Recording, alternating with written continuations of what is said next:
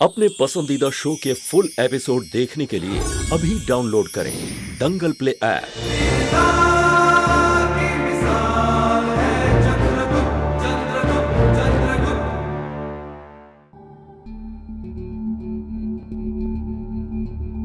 चंद्रगुप्त, कुछ कहना चाहोगे तुम?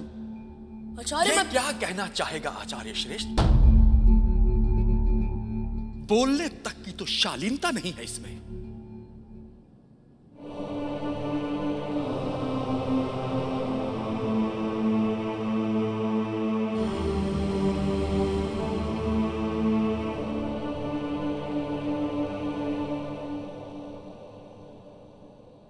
किसी को भी सत्य कहने से कभी भयभीत नहीं होना चाहिए, फिर चाहे वो सत्य उसका साथ दे अथवा ना दे। आचार्य, क्या गुरुकुल में अपनी बात कहना अपराध है? देखा आपने आचार्य कैसे बोल रहा है? क्या हुआ क्या था चंद्रगुप्त? आचार्य, कक्षा में एक सेतु था। सेतु पर शत्रु थे। आचार्य ने हमें नीचे खड़ा किया था। बस शत्रु से कैसे बचा जाए, यही प्रश्न था। और आचार्य ने बात ये है ही नहीं आचार्य श्रेष्ठ। आचार्य सुखदेव, चंद्रगुप्त को अपनी बात पूरी तो करने दीजिए। आचार्य, तुम बोलो चंद्रगुप्त।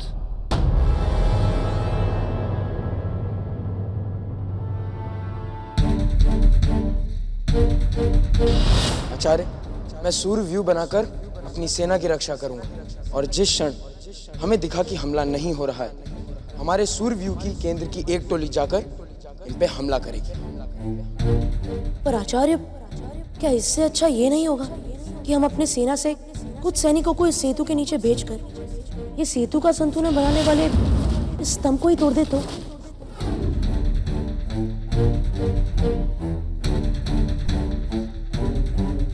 आचार्य सुखदेव, कोई विद्यार्थी यदि नया विचार लेकर आता है तो हमारे गुरुकुल में इसके लिए उसे दंडित करने का प्रावधान नहीं है। उल्टे हम नए नए विचारों को अपने विद्यार्थियों में प्रोत्साहित करते हैं। अर्थात इसे कोई दंड नहीं दिया जाएगा? नहीं आचार्य सुखदेव, और मुझे विश्वास है कि आप भी यह अनुचित कार्य नहीं करेंगे। तो फिर मुझे आज्ञा दीजिए। कक्षा में विद्यार्थी मेरी प्रतीक्षा कर रहे होंगे। प्रणाम।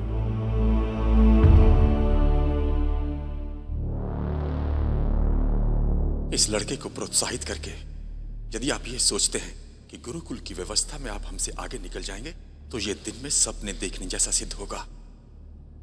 ठहरिए आचार्य सुखदेव।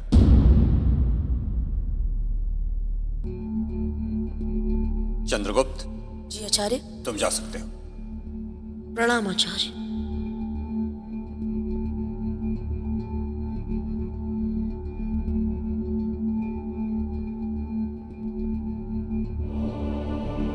आचार्य सुखदेव, हमारे प्रयास ऐसे होने चाहिए कि जिससे हमारे गुरुकुल में किसी प्रकार की कोई गुटबाजी न पनपे। आचार्य श्रेष्ठ, आपको यदि मेरी किसी बात से ऐसा भान हुआ है तो मैं क्षमा चाहता हूं। और चंद्रगुप्त के बारे में अपने निर्णय पर पुनर्विचार करते हुए मुझे ऐसा प्रतीत होता है चाणक्य कि उसे वीर यात्रा में भेजने के लिए विचार किया जा सकता है। आचार्य, वीर यात्रा जैसे दुर्गम अभियान के लिए चंद्रगुप्त अभी बहुत छोटा है, और फिर जहां आंबिक चंद्रगुप्त है छोटा, पर उसे प्रशिक्षित किया जा सकता है। यद्यपि हम जानते हैं कि इसके लिए उपलब्ध समय कम बचा है, लेकिन उचित मार्गदर्शन से वो प्रयास कर लेगा आचार्य सुखदेव। मेरा एक सुझाव है आचार्य। मेरे विचार से हमारे गुरुकुल में युद्ध शास्त्र को आचार्य सुखदेव से अच्छा कोई नहीं जानता। इसलिए मेरा निवेदन है, यदि चंद्रगुप्त का प्रशिक्षण आचार्य सुखदेव की विशेष देखरेख में हो तो वो बालक वीर यात्रा के लिए तैयार हो सकता है।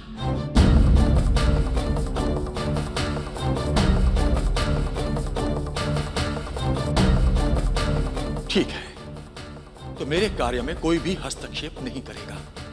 मैं अपने तरीके से चंद्रगुप्त को प्रशिक्षित करूंगा। ऐसा ही होगा आचार्य सुखदेव, है ना आचार्य श्रेष्ठ? निश्चय ही ऐसा ही होगा।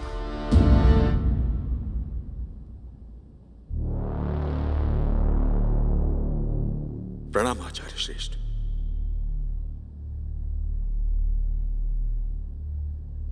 चाणक्य, आचार्य सुखदेव को चंद्रगुप्त का दायित्व सौंपकर तुमने उसके मार्ग को और दुर्गम कर दिया है। जानते हो ना तुम? जानता हूं आचार्य, अच्छी तरह जानता हूं। ये तो खुला अन्याय है आचार्य। युद्ध शिक्षा विभाग के प्रमुख आचार्य आप हैं। आचार्य चाणक्य तुम अर्थशास्त्र और राजनीति शास्त्र के प्रमुख हैं। किसी और विभाग के आचार्य कैसे आपके विभाग में हस्तक्षेप कर सकते हैं? कैसे जा सकता है चंद्रगुप्त वीर यात्रा पर? ये खुलेआम पक्षपात नहीं है तो फिर क्या है आचार्य? देखो अम्बिक, क्या देखें आचार्य? मात्र एक छात्रवृत्ति पा लेने से कोई कैसे उस नए विद्यार्थी को मुझ जैसे अनुभवी विद्यार्थी के बराबर खड़ा कर सकता है? आचार्य, मुझे लगता है कि अब इस विषय में मुझे पिताश्री से बात करनी ही पड़ेगी। नहीं कुमार नहीं, इतनी छोटी छोटी बातों के लिए गांधार नरेश को क्यों परेशान करते हो? मैं हूं ना, वे चंद्रगुप्त को कक्षा से नहीं निकालने देंगे, ना निकालने देंगे। कोई बात नहीं, मैं प्रधानाचार्य और चाणक्य की ही बातों को मानकर देखना अब करता क्या हूं। नई सोच, कहते हैं नई सोच को बढ़ावा दो। और अब आचार्य सुखदेव इसी नई सोच से चंद्रगुप्त को तैयार करेगा और वो स्वयं हाथ जोड़कर गुरुकुल से भागने का मार्ग भी मुझसे ही पूछेगा।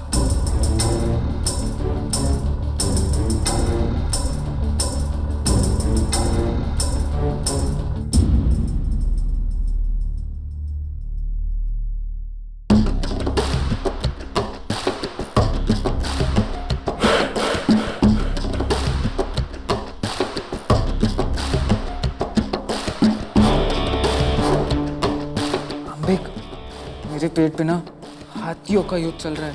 पहले पेट की अशांति मिटा ले, इन गुरुकुल के चोर को तो बाद में भी देख सकते हैं।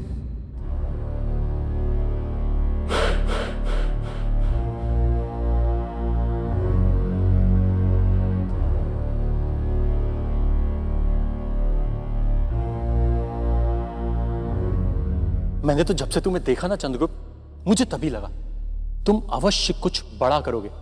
और देखो ना, आज तुमने अपनी छात्रवृत्ति का जुगाड़ भी कर दिया और दूसरा युद्ध शास्त्र की उच्च शिक्षा वाली कक्षा में प्रवेश भी ले लिया। जो कुछ भी सीखना है जल्दी सीखो, जल्दी योद्धा बनो, क्योंकि समय बहुत शीघ्रता से बिगड़ता जा रहा है। अरे कल ही की बात है, राजा शशिकुत बता रहे थे धनानंद ने मगध में बहुत सी क्षत्रिय बस्तियां उजाड़कर कई क्षत्रियों को अपने महल में गुलाम बना कर रखा है। और क्या पता तुम्हारी मां भी वहीं हो उन गुलामों में। और क्या पता तुम्हारी मां भी वहीं हो उन गुलामों में। और क्या पता तुम्हारी मां भी वहीं हो उन गुलामों में।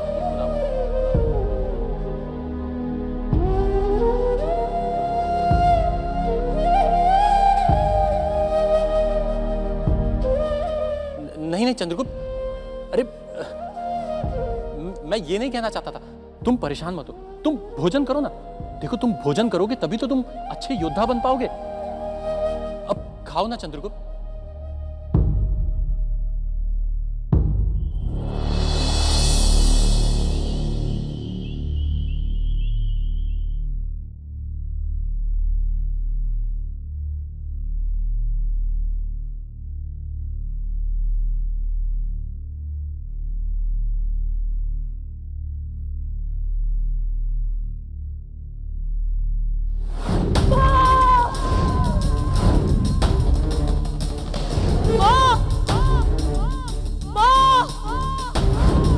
धनानंद ने मगध में बहुत सी क्षत्रिय बस्तियां उजाड़कर कई क्षत्रियों को अपने महल में गुलाम बना के रखा है। और क्या पता तुम्हारी मां भी वहीं हो उन गुलामों में।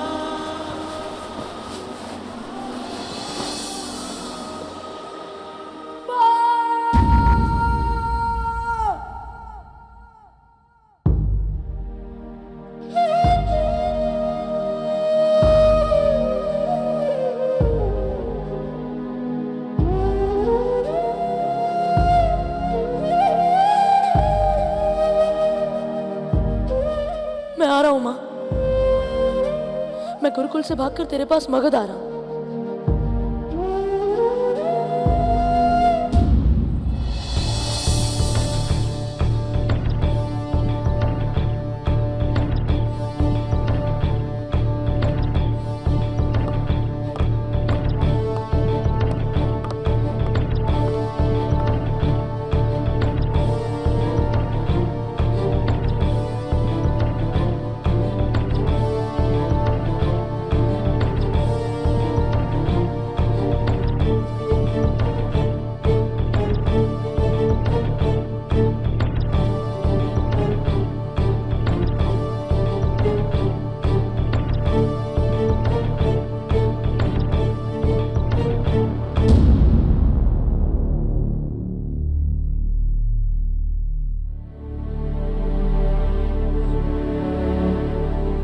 मुझे जाने दीजिए आचार्य। आपको पता नहीं वहां मगध में मेरी मां पर क्या बीत रही होगी। मैं आपके सामने हाथ जोड़ता हूं,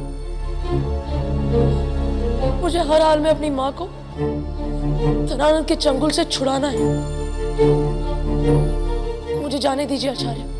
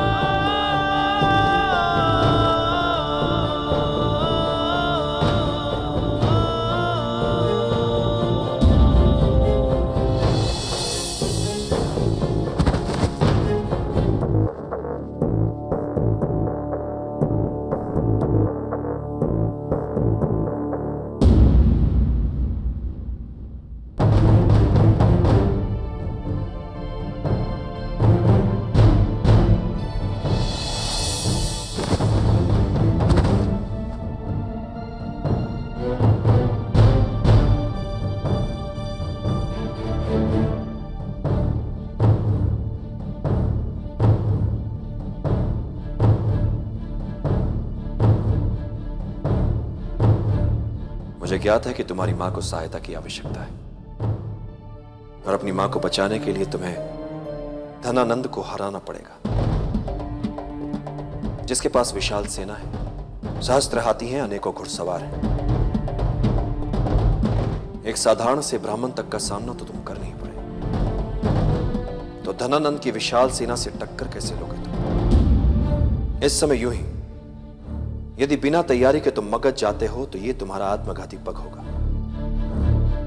ऐसा करके तुम अपने आप को तो मिटाओगे ही, अपनी मां की भी मृत्यु का कारण बनोगे। यही चाहते हो तुम?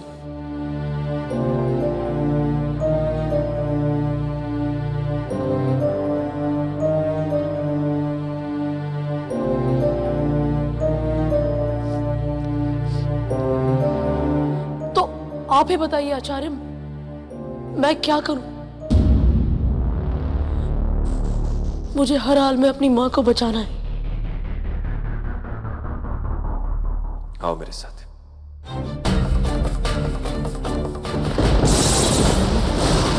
समय की मांग यह है चंद्रगुप्त कि तुम्हारे प्रशिक्षण की तीव्रता को और बढ़ा दिया जाए।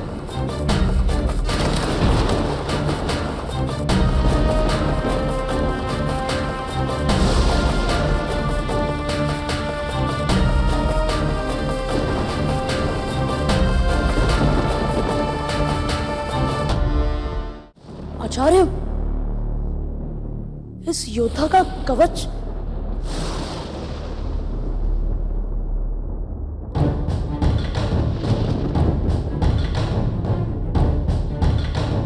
ये मूर्ति एक महान योद्धा की है और इसका कवच, उसकी प्रतीक्षा इस मूर्ति को कई वर्षों से है।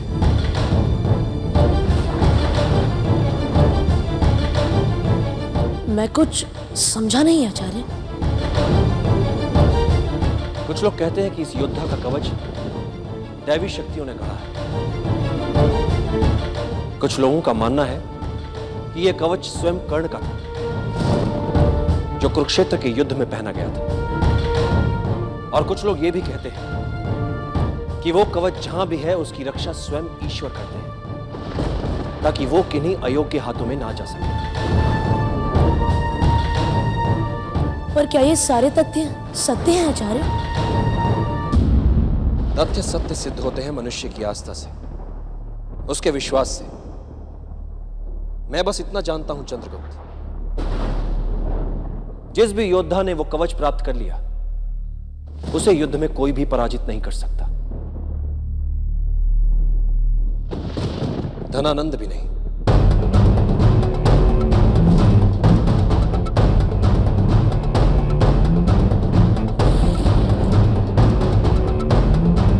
तो बताइए ना आचार्य, क्या मैं वो कवच प्राप्त कर सकता हूं?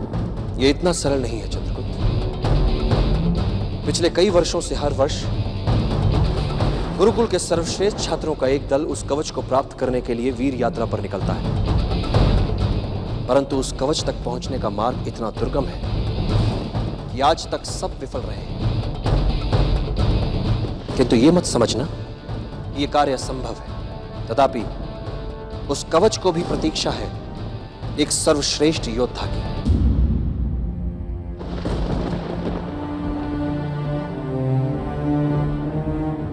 मैं चाहता हूं कि इस वर्ष तुम वीर यात्रा पर जाओ और उस अनमोल कवच को प्राप्त करो।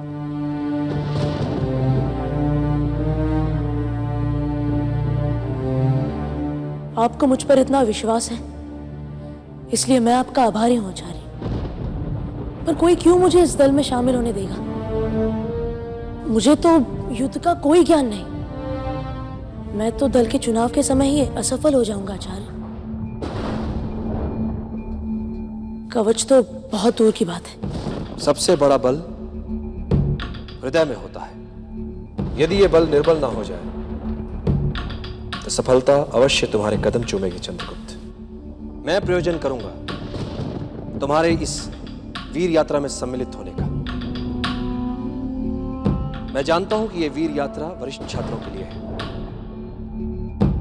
किंतु समय की यह मांग है तुम अपनी आयु को सफलता की सीढ़ी बनाओ, रुकावट नहीं।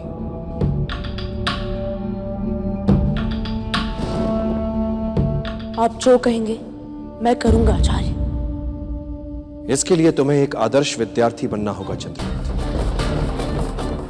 आदर्श विद्यार्थी वो है जो किसी भी परिस्थिति में सीखने के लिए सदैव तत्पर है। छोटे से मिले, बड़े से मिले, जहां से भी मिले, उसे मात्र शिक्षा ग्रहण करनी है। इच्छित विद्या अपनों से मिले, परायों से मिले, मित्रों से मिले या शत्रुओं से मिले, उसका लक्ष्य हर मूल्य पर विद्या, चाहे उसे मान मिले या अपमान मिले। गुरु जो सिखाए उसे सीखो, जो कहे वो करो, शेष मुझ पर छोड़ दो। तुम्हें सीखने में किसी से पीछे नहीं रहना चंद्रगुप्त। मुझे वचन दो।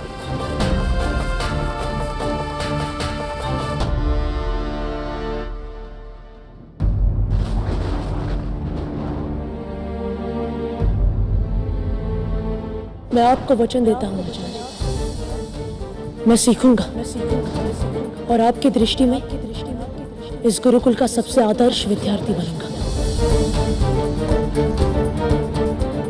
कसम है मुझे मेरी मां की।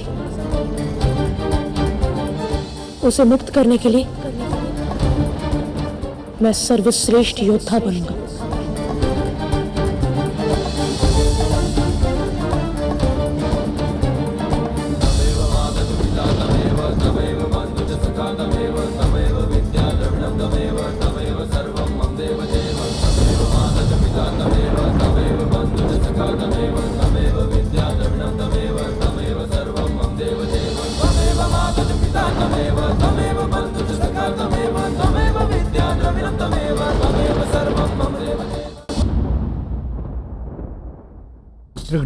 ये तो है।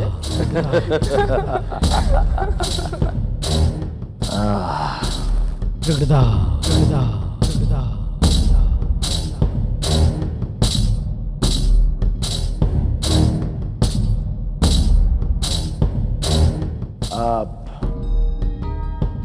मृत्युदंड वाले उत्सव को देखने के लिए नहीं आई?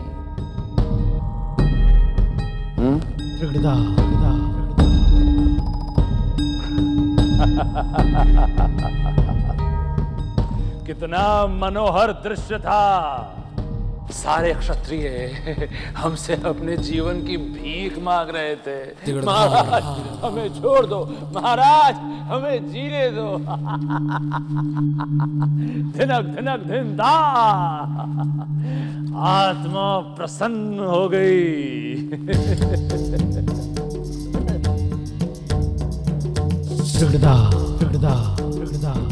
आपके मन में हमारे प्रति विरोध का भाव है ना?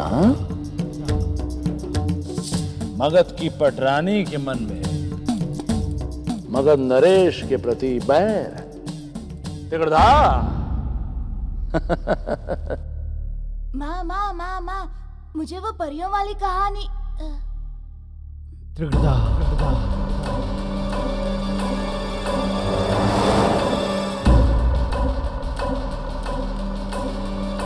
शूरनंद,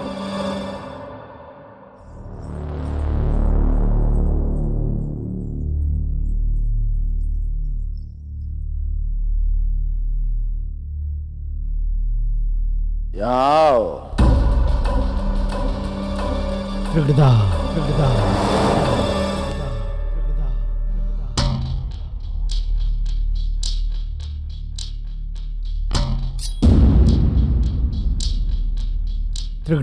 अब बचो।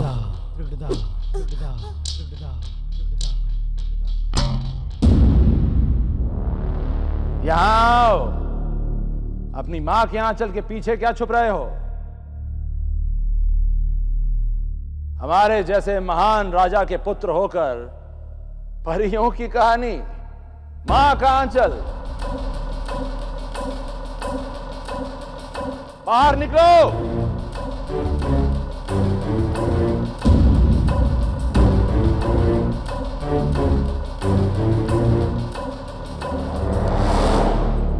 तुम कांप क्यों रहे हो?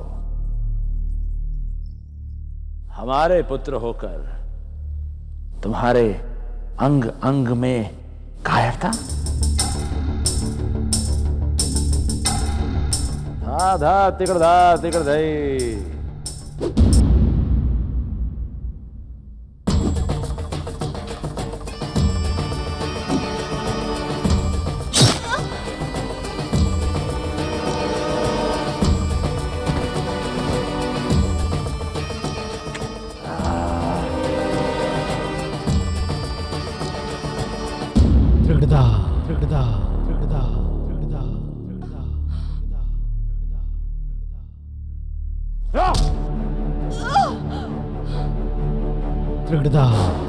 फिर कभी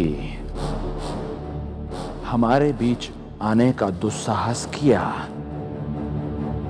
तो हम तुम्हारे शरीर के टुकड़े टुकड़े कर देंगे। तिगड़धा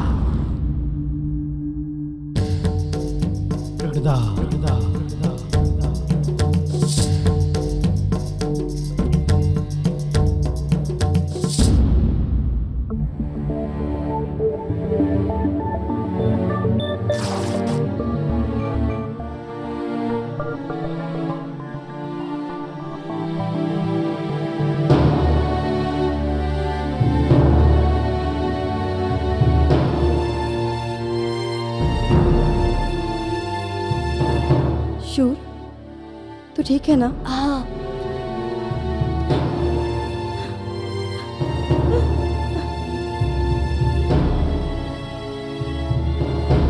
जिस राजा की पत्नी तक अपनी संतान की रक्षा करने में असहाय हो, उसके सामने तो डरी नहीं। तूने अपने प्राणों की भी चिंता नहीं की। इतना साहस, वो भी मेरे पुत्र के लिए। भगवान ने माँ को ऐसा ही बनाया है महारानी। माँ संतान के लिए कुछ भी कर सकती है, कुछ भी सह सकती है। एक औरत जब माँ बन जाती है ना महारानी, तो उसे हर संतान में अपना पुत्र ही दिखता है।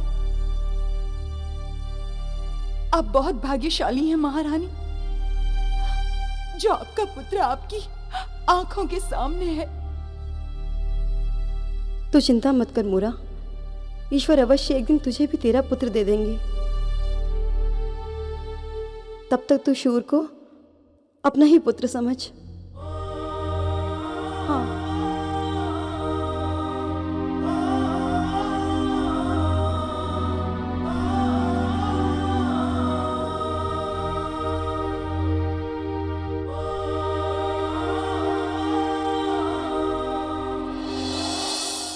मेरे प्रिय विद्यार्थियों, आज की हमारी इस कक्षा का विशेष विषय है युद्ध में योद्धा की सहने की शक्ति।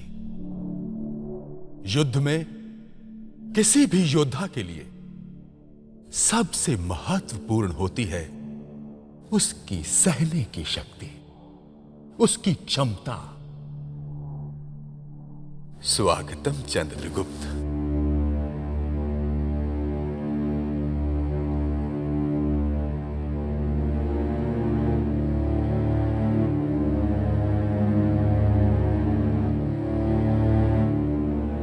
स्वागतम चंद्रगुप्त, सुस्वागतम। स्वागत करो कक्षा के एक ऐसे विलक्षण विद्यार्थी का जिसने बड़ी वीरता से लड़ते हुए गुरुकुल में अपने प्राण बचा लिए, अपनी चतुरता से, अपनी चालाकी से विषांग को समाप्त कर दिया। वायु जैसे बिगड़ैल घोड़े को साधकर छात्रवृत्ति ले ली। इसके गुणों को तो मैं जितना बखान करूं उतना ही कम है।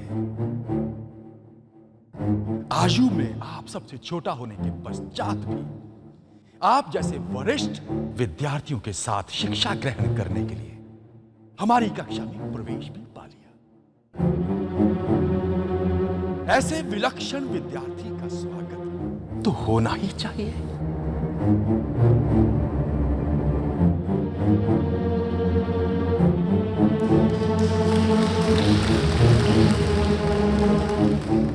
मुझे आशा है चंद्रगुप्त कि तुम अपने वरिष्ठ सहपाठियों के साथ कदम से कदम मिलाकर चल पाओगे। मैं पूरा प्रयास करूंगा आचार्य।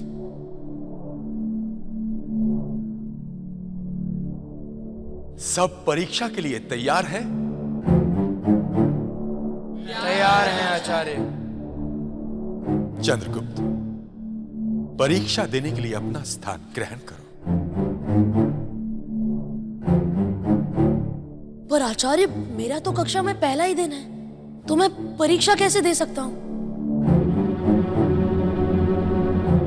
मुझे पाठ याद करने के लिए कुछ समय दे दीजिए ना आचार्य।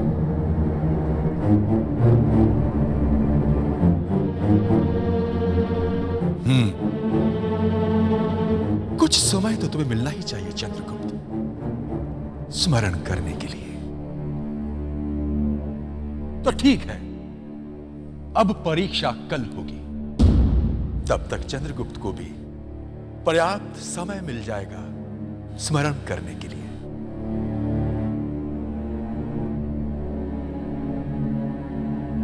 चंद्रगुप्त, तुम्हें मात्र इतना ही स्मरण करना है।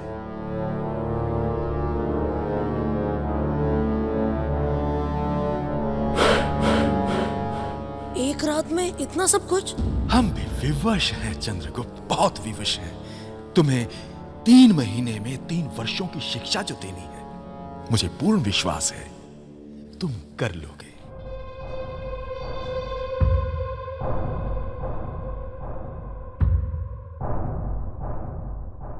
समय अमूल्य धन होता है, इसे यूं व्यर्थ मत गवाओ। जाओ, जाकर कल की परीक्षा की तैयारी करो। जाओ। प्रणाम आचार्य।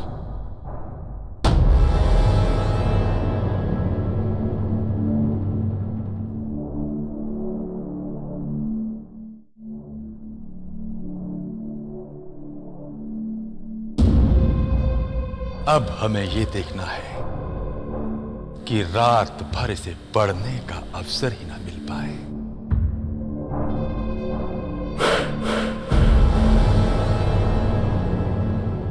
परो वेति गणना लघुचेतसाम उदारचरिता नाम तु वसुदेव कुटुंबकम।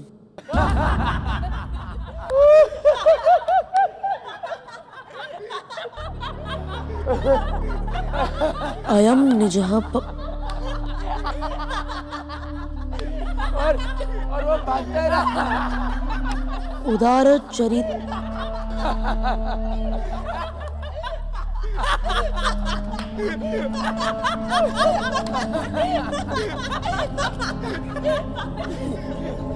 मैं आप लोगों से हाथ जोड़कर विनती करता हूँ, कल मेरी प्रथम परीक्षा है और मुझे बहुत स्मरण करना है। सुनो सुनो मित्रों, इधर आओ। ये हमसे कहना चाहते हैं कि हम तो बस यूं ही हैं यहाँ। यही एक भले विद्यार्थी हैं गुरुकुल में, केवल तुम ही परीक्षा के लिए परिश्रम कर रहे हो, है ना? ऐसी बात नहीं है। मैं परिश्रम बस इसीलिए कर रहा हूँ ताकि कल की परीक्षा में मैं असफल ना हो जाऊं। वैसे तुम्हें हम बड़ों की कक्षा में डाला किसने? और चलो किसी सहायता से ही सही, अब वरिष्ठ विद्यार्थियों के साथ आ ही गए हो तो थोड़ा बड़ों की तरह रहना भी सीखो। देखो, पढ़ाई के समय पढ़ाई, परंतु ये आराम का समय है घामड़ू, आराम का। क्या समझे? और यदि तुम्हें हमारे साथ समय बिताने में उत्साह ना हो तो जा सकते हो, जाकर सो जाओ, भाषण मत दो। पर मुझे सोना नहीं, पढ़ना है अम्बिक। पर औरों को सोना है। और अगर तुम्हें पढ़ाई की इतनी इच्छा है तो बाहर क्यों नहीं चले जाते?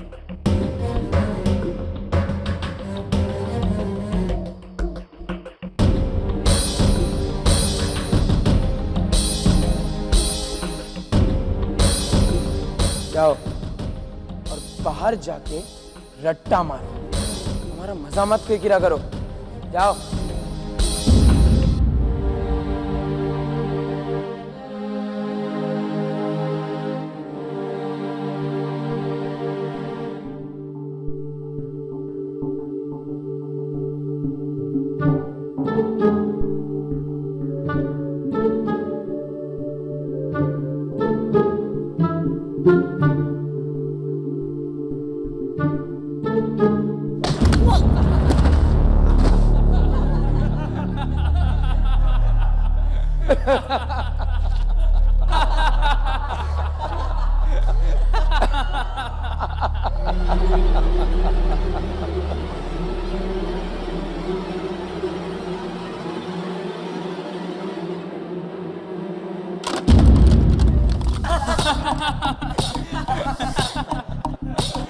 कांधार के दिए हैं ये, केवल महलों को ही उजाला देना जानते हैं, गुलामों का साथ देना नहीं आता इनको।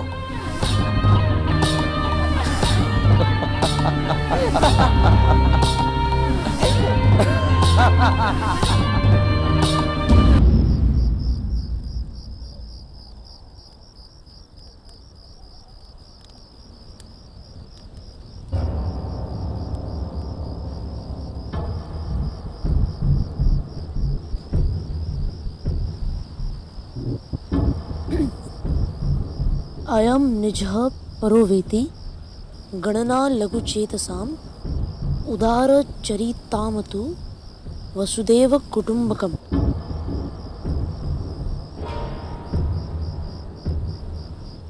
तो तुम्हारे कहने का तात्पर्य यह है कि वो लोग यहां तुम्हें पढ़ने देना ही नहीं चाहते। आचार्य, मैं अपनी तरफ से पूरा प्रयास कर रहा हूँ, पर वो अम्बिक मुझे कुछ करने का अवसर ही नहीं दे रहा। हर बात में षड्यंत्र। ऐसे कैसे मैं 3 वर्षों की पढ़ाई 3 माह में पूरी करूंगा?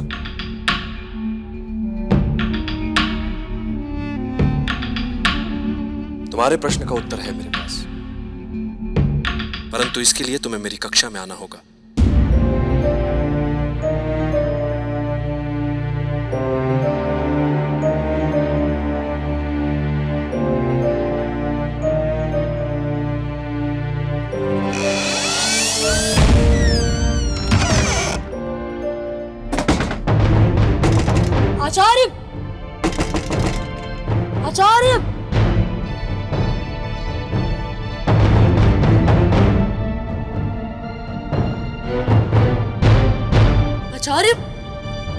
आचार्य! आचार्य! विचित्र बात है, कक्षा में बुलाया और द्वार ही बंद कर लिया।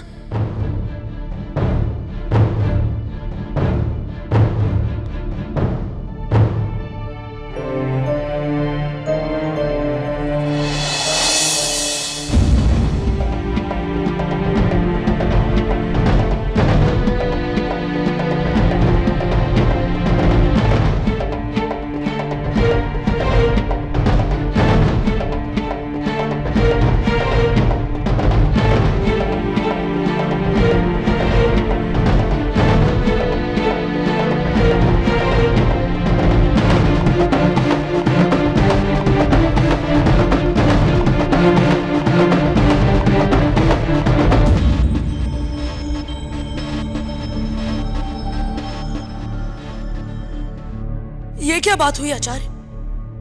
आपने स्वयं ही मुझे मेरी समस्या का हल बताने के लिए यहां बुलाया था और आपने भीतर से द्वार बंद कर लिया।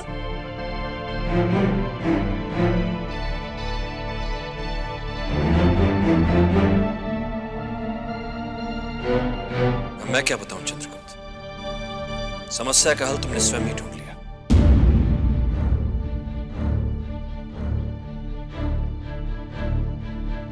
तुम्हें मुझसे उत्तर चाहिए था तो तुमने भीतर आने का मार्ग ढूंढ लिया। इसी तरह कोई कितने भी द्वार बंद कर दे, जिसके हृदय में विद्या को पाने की सच्ची चाह होती है, वो विद्या को पाने का मार्ग ढूंढ ही लेता है, जैसे तुमने अभी किया।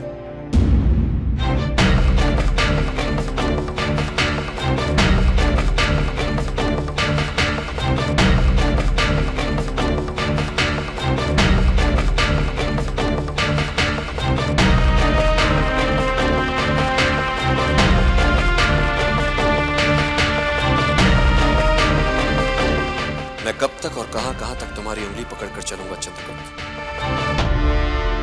सबको अपनी राह स्वयं ही खोजनी पड़ती है। युद्ध क्षेत्र में चाणक्य के मात्र विचार ही तुम्हारे साथ होंगे। युद्ध तो तुम्हें स्वयं ही लड़ना पड़ेगा, और एक योद्धा के लिए युद्ध क्षेत्र कहां नहीं होता। पग पग पर युद्ध चल रहा है यहां। युद्ध तुम्हें लड़ना है और विजयी बनना है।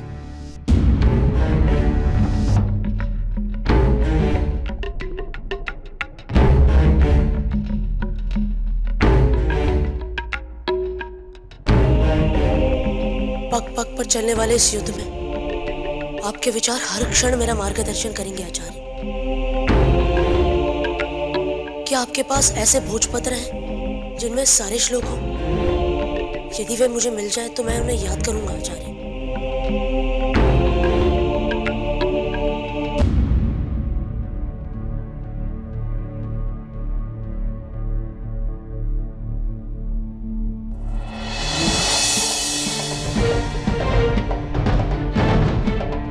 प्रणाम आचार्य।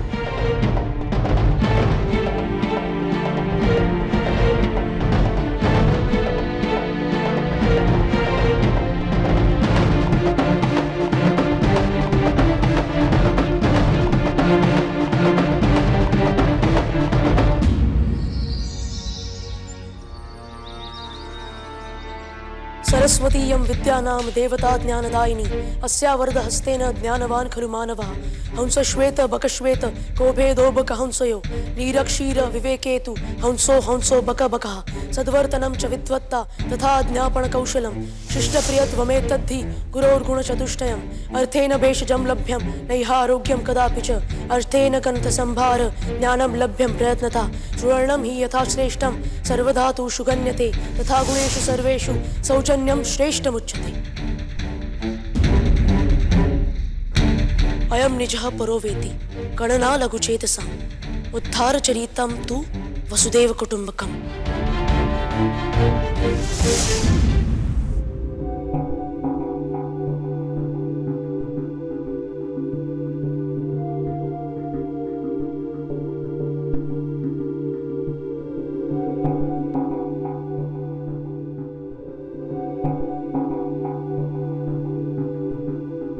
बहुत अच्छे चंद्रगुप्त, बहुत अच्छे। अब तुम हमारी पहली प्रायोगिक कक्षा के लिए तैयार हो चुके हो।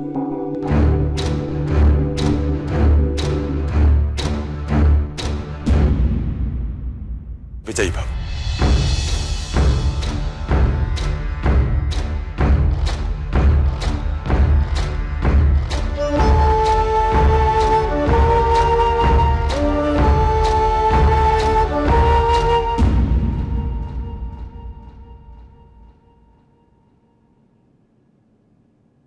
प्रणाम आचार्य। आचार्य, चंद्रगुप्त की बात एकदम सही थी। कल जो भोजपत्र चंद्रगुप्त से चोरी किए गए थे वो आज गुरुकुल की उजाड़ कक्षा में पड़े मिले हैं। आचार्य, अवश्य ही ये आंबिक द्वारा रचित कोई षड्यंत्र है। आंबिक उद्दंड है और ईर्ष्यालु भी, परंतु अकेले ऐसे षड्यंत्र की योजना बनाने में सक्षम नहीं है। चतुर किंतु चाटुकार लोग हैं इसके पीछे। तो आप जानते हैं आचार्य कि इसके पीछे कौन है? आज हम तुम्हें सहनशीलता के विषय में प्रायोगिक स्तर पे पढ़ाएंगे। अपने तन से लेकर मन पे काबू। युद्ध में योद्धा को तरह तरह के घाव लगते हैं, किंतु आदर्श योद्धा वही होता है जो इन घावों की पीड़ा को हंसते हंसते सहते हुए युद्ध के अंत तक टिका रहे। किंतु इस पीड़ा को सहने के लिए बड़ी सहनशीलता की आवश्यकता होती है। चलो आज हम आंभी कुमार से आरंभ करते हैं।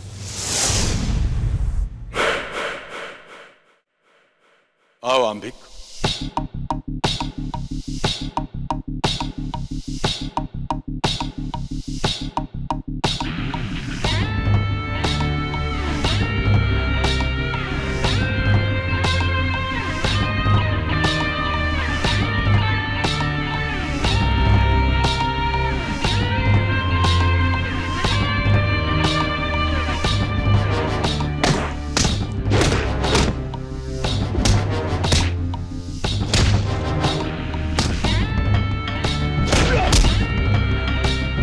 साधु कुमार साधु।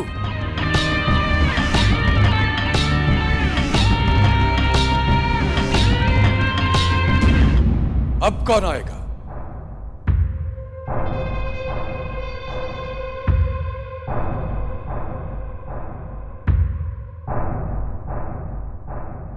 इस नए विद्यार्थी को अवसर दें।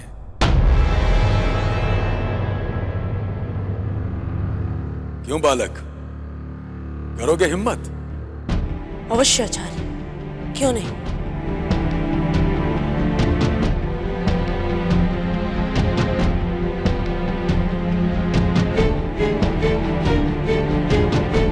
चलो आज देखते हैं कि तुम इस बड़ों की कक्षा के योग्य हो भी या नहीं, और ये भी देखते हैं कि कितनी सहनशीलता है तुम्हारे शरीर में, मन में, आत्मा में।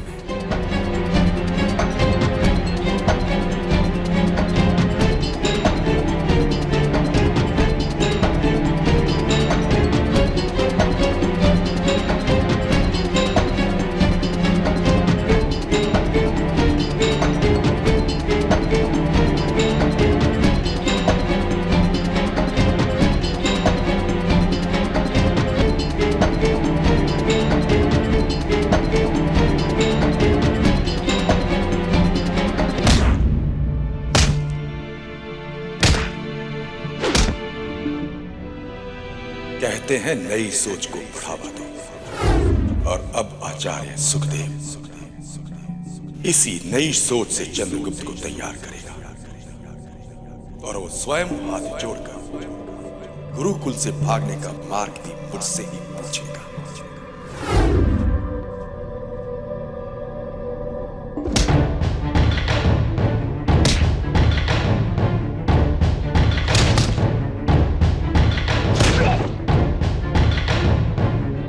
वाह चंद्रगुप्त, क्या बात है। आज तुम्हें सिद्ध करना है कि तुम इन बड़ों की कक्षा के योग्य हो। इच्छित विद्या अपनों से मिले, परायों से मिले, मित्रों से मिले या शत्रुओं से मिले, हर मूल्य पर उसका लक्ष्य केवल विद्या, चाहे उसे मान मिले या अपमान मिले। गुरु जो सिखाए उसे सीखो। मैं आपको वचन देता हूँ आचार्य, मैं सीखूंगा और आपकी दृष्टि में इस गुरुकुल का सबसे आदर्श विद्यार्थी बनूंगा।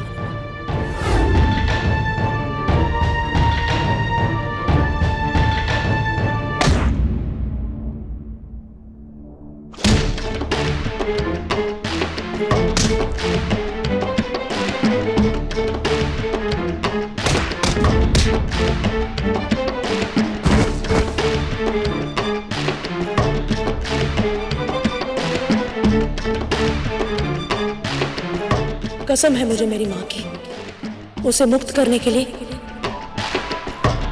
मैं सर्वश्रेष्ठ योद्धा बनूंगा।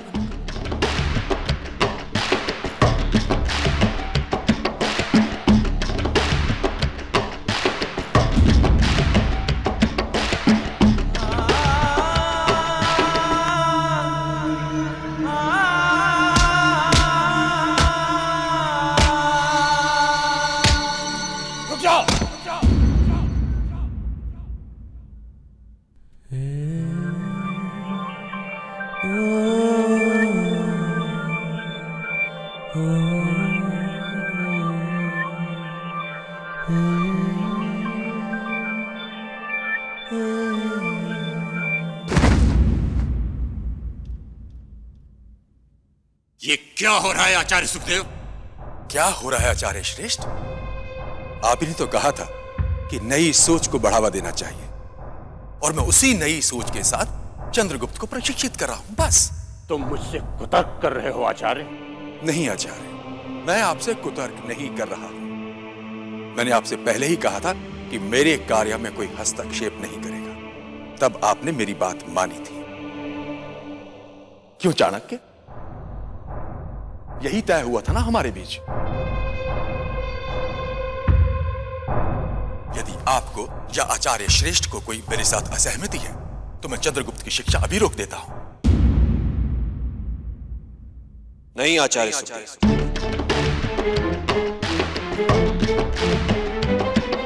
आप उचित कह रहे हैं।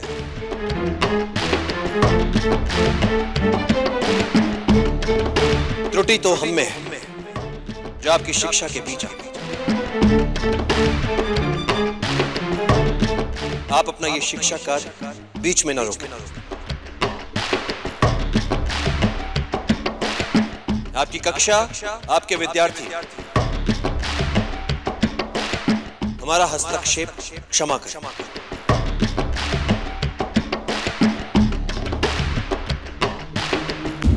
धन्यवाद। रुक क्यों गए? मारो इसे।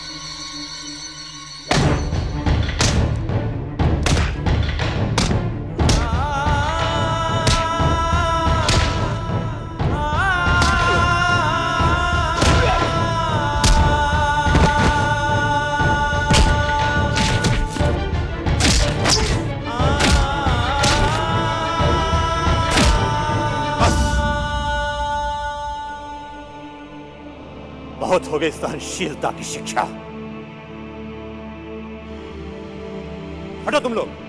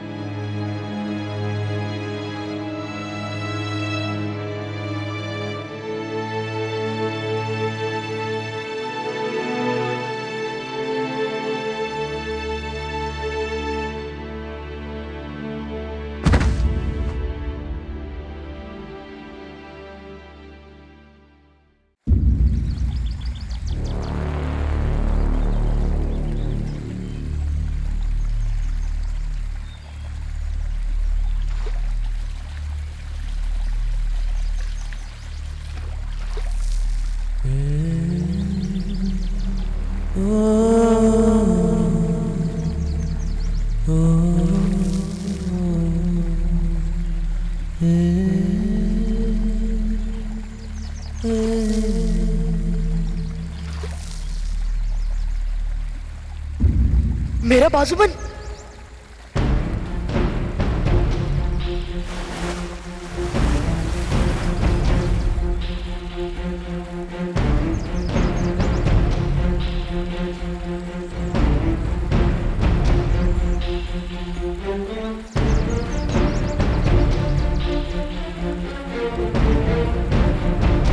मेरा बाजूबंद, माँ तुम्हारी अंतिम निशानी था, वो कहाँ गया?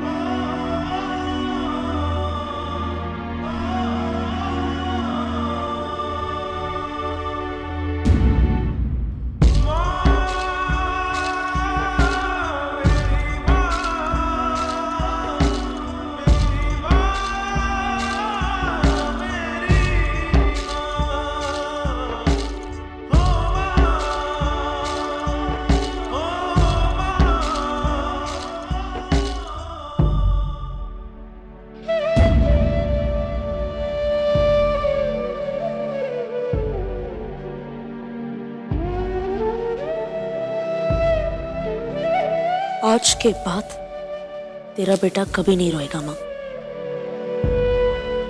कभी नहीं।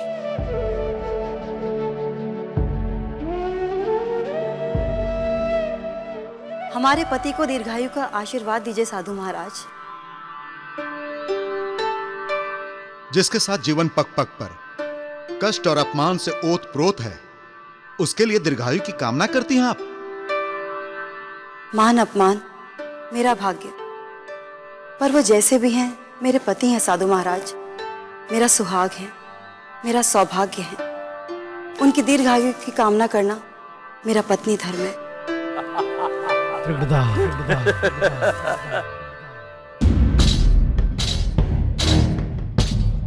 त्रिगर्दा, आपने फिर से बुला लिया है साधु को महल में। महारानी जी, इस राज्य में वही होता है जो हम निर्धारित करते हैं। हम लिखते हैं यहाँ का भविष्य, फिर आप इससे क्या पूछती रहती है? इतना अहंकार उचित नहीं है राजन। हो सकता है तुम्हारे विनाश का बीज यहीं आसपास पनप रहा हो।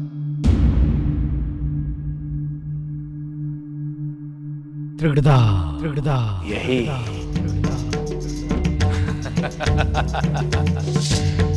यही कहा था उस बामन चाणक्य ने। लाया था हमारे लिए वो विनाश के बीज।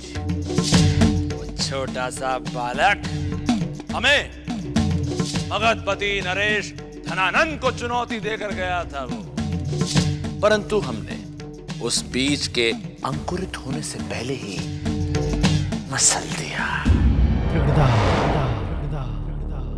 त्रिगर्दा, साधु महाराज, मार दिया हमने उसे। दादा त्रिगर्दा त्रिगर्दे।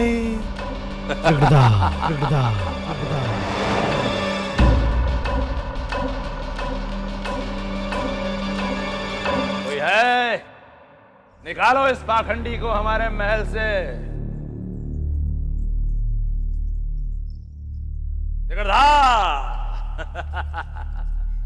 मेरी बात याद रखना, एक दिन बहुत बड़ा सम्राट बनेगा तेरा बेटा। आप चाहते क्या हैं आचार्य? चंद्रगुप्त, मैं करूंगा उसकी समूची शिक्षा दीक्षा की व्यवस्था, ताकि एक दिन वो मगध के राज सिंहासन पर बैठ सके और यहां से समस्त भारत को एक अखंड राज्य में बदल दे। उस बीज के अंकुरित होने से पहले उसे मसल दिया। एक दिन बहुत बड़ा सम्राट बनेगा तेरा बेटा चंद्रगुप्त, और यहां से समस्त भारत को एक अखंड राज्य में बदल दे।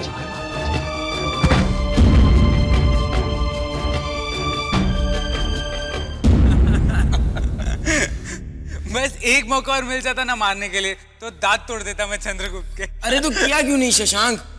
फिर कैसा लगता वो बिना दांत का?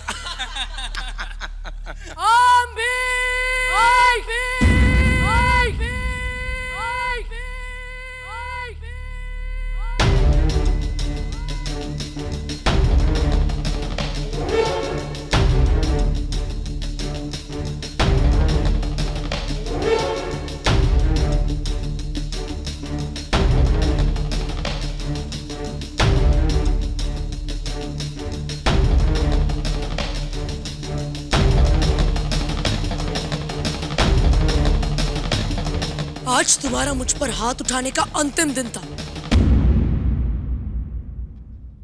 यदि अब तुमने मुझ पर उंगली उठाने का भी साहस किया ना, तो तुम्हारी ऐसी गत बनाऊंगा कि तुम्हारे भीतर भिन भिन आने वाले ये जो मच्छर है ना, ये भी तुम्हें नहीं पहचान पाएंगे।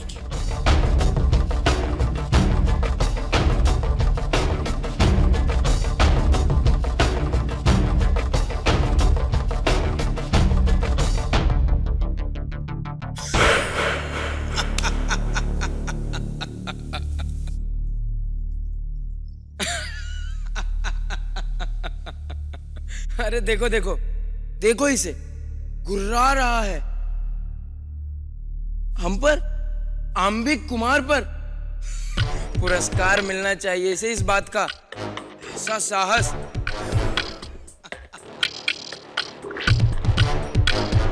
जितनी धुलाई आज हमने इसकी की है, उसके बाद कोई भी समझदार होता तो अपना बोरिया बिस्तर बांधकर चुपचाप पतली गली पकड़ ले। और ये चूहा हम पर गुर्रा रहा है। बस अंबिक, बस।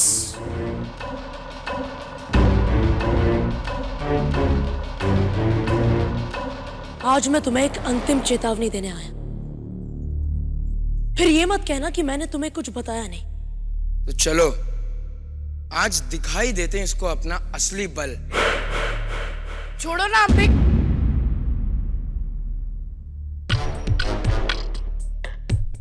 जिनकी शिराओं में राजसी रक्त होता है, वो अपनी प्रजा का सर उठने से पहले ही कुचल देते हैं।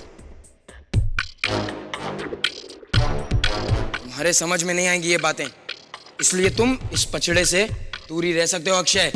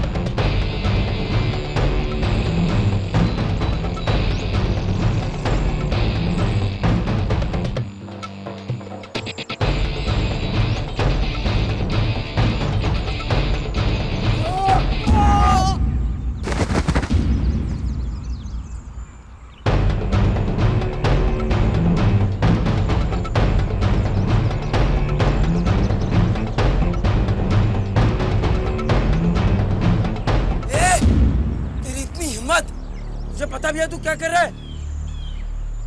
यदि हमारे पिताश्री को पता चल गया तो अपनी पूरी सेना भेजकर तुझे कुचल के रख देंगे। कोई है? बचाओ! कोई है? कोई है? शशांक, देख क्या रहे हो? बाहर निकालो मैं यहाँ से।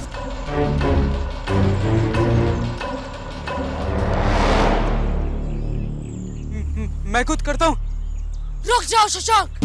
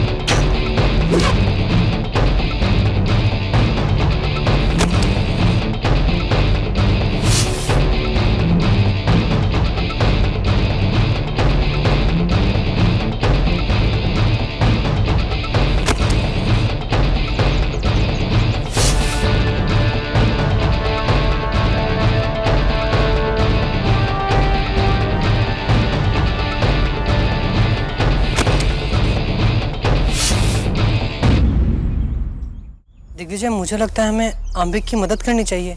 क्यों? मुझे तो बहुत आनंद आ रहा है ये दृश्य देख के। कितने समय के बाद यहाँ कुछ सही हो रहा है। तू भी इस दृश्य का आनंद ले रावत। तुम इसे योग्य हो अंबिक।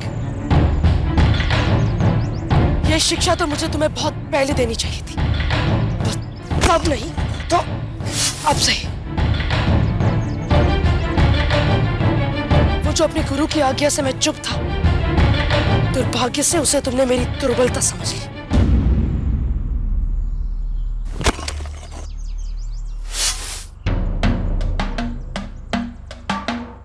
अब तुम किसी दरिद्र को सता नहीं पाओगे अंबिक।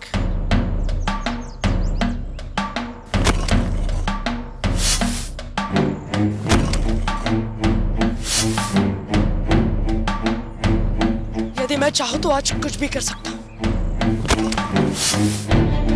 परंतु मैं तुम्हारी तरह नीच नहीं।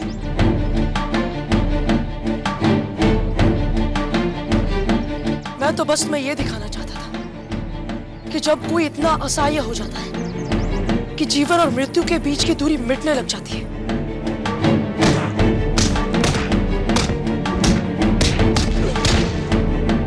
तब कैसा लगता है।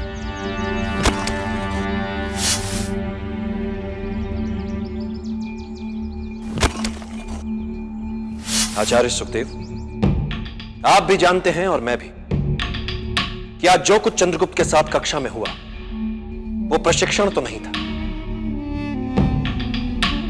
तो चाणक्य, ये तुम ही कहा करते थे ना कि युद्ध और प्रेम में कुछ भी अनुचित नहीं होता है। मुझे नीचा दिखाने के अति उत्साह में कदापि आप ये भूल गए कि वो बालक जिसकी आयु मात्र 12 वर्ष की है, जिसकी आपसे कोई निजी शत्रुता नहीं है, जिसने आपको ना तो कोई हानि पहुंचाई है और ना ही आपका अपमान किया है, जबकि उसे किन किन निकृष्ट यातनाओं का सामना करना पड़ा है।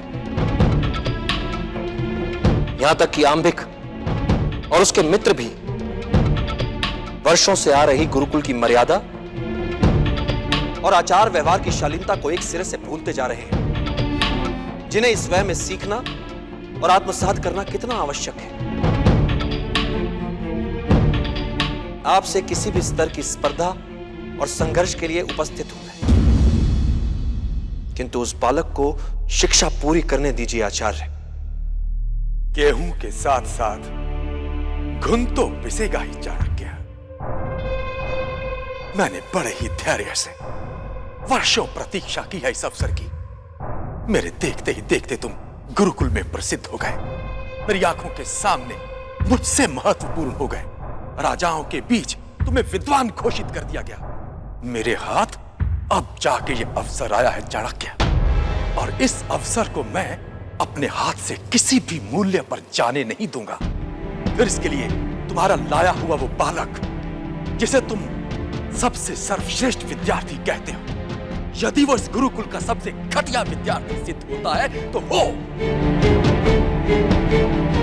किंतु ये उचित नहीं है आचार्य। अब कम से कम तुम तो उचित अनुचित की बातें मत करो चाणक्य। यदि मैं तुम्हें सही तरह से समझ पा रहा हूं, तो तुम भी उस बालक का प्रयोग अपने किसी विशेष प्रयोजन के लिए कर रहे हो, है ना? उस बालक का क्या महत्व है मेरे लिए, क्या महत्व है मेरे गुरुकुल के लिए, और क्या महत्व है मेरी मातृभूमि के लिए, ये आप समझ नहीं पाएंगे,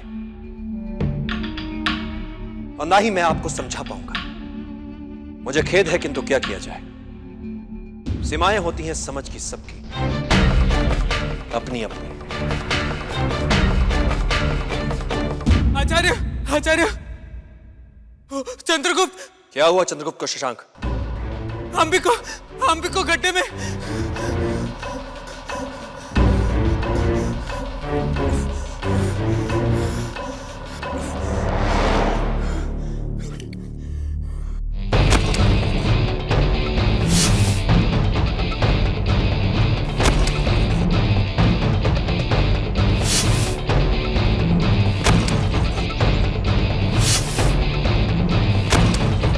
रुक जाओ।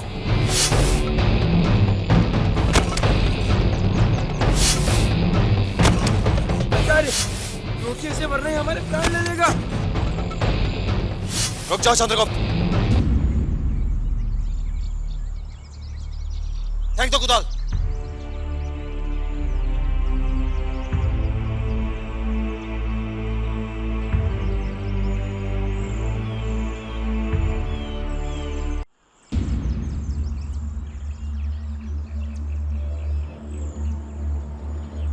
क्या कर रहे थे तुम? इनकी मृत्यु भी हो सकती थी।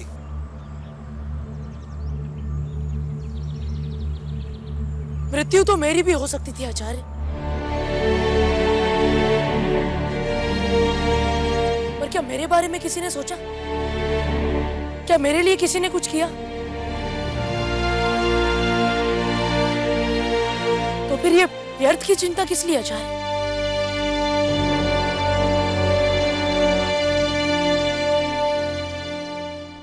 मुझे अच्छी तरह से पता है मैं क्या कर सकता हूं, पर यदि आप में से कोई यहां पर आज नहीं आता ना, तब भी इन्हें इस गड्ढे से निकालने का सामर्थ्य मुझ में था आचार्य।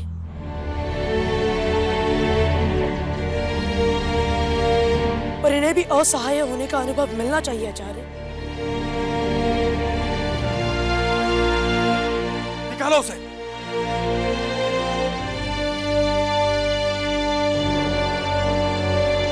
आचार्य श्रेष्ठ, इसने मुझे दंड देने के लिए विवश कर दिया है। आशा करता हूं कोई मेरा विरोध नहीं करेगा, और ना ही कोई बोलेगा बीच में आचार्य चाणक्य। नहीं बोलेंगे आचार्य। आपको जो दंड देना है अवश्य दें, स्वीकार है।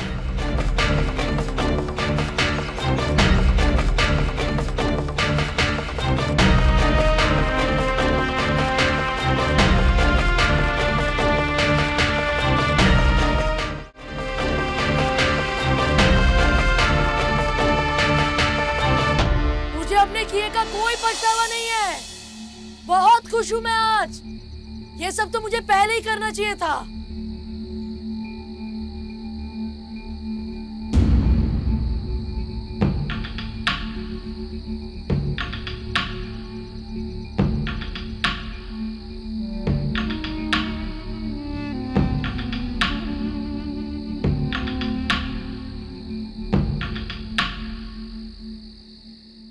जो वचन तुमने मुझे दिया था वो वचन तुमने तोड़ दिया चंद्रगुप्त। और आपके वचन का क्या आचार्य?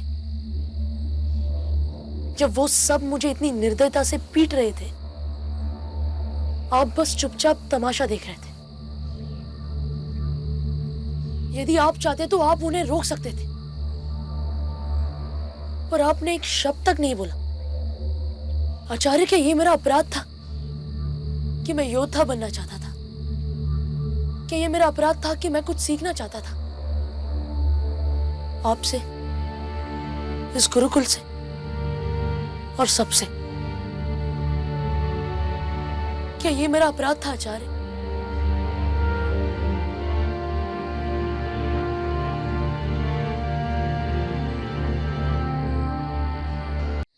जब पूरा गुरुकुल ही मेरे विरुद्ध मेरा शत्रु बन गया हो,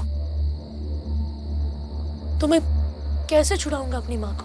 किंतु चंद्रगुप्त, मैं कुछ नहीं सुनना चाहता आचार्य। मैंने सबको देख लिया। अब मैं वही करूंगा जो मेरा मन कहेगा।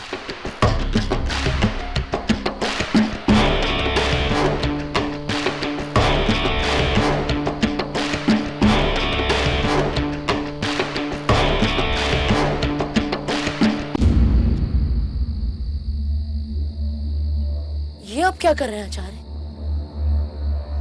ऊपर आओ। परंतु मेरे दंड का अंतराल अभी समाप्त नहीं हुआ। क्या कहा मैंने?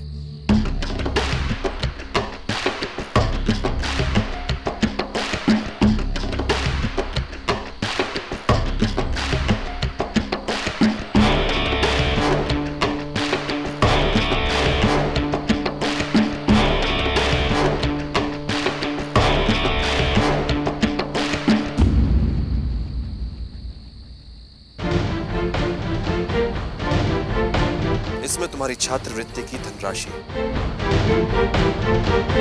अब तुम जहां जाना चाहो जा सकते हो।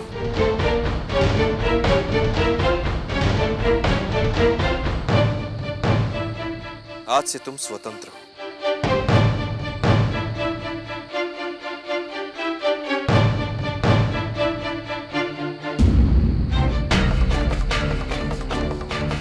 और जाने से पहले तुम्हें इसे मुझे देकर जाना पड़ेगा। आप ये क्या कर रहे हैं आचार्य? अब तुम इस बाजूबंद के लायक नहीं।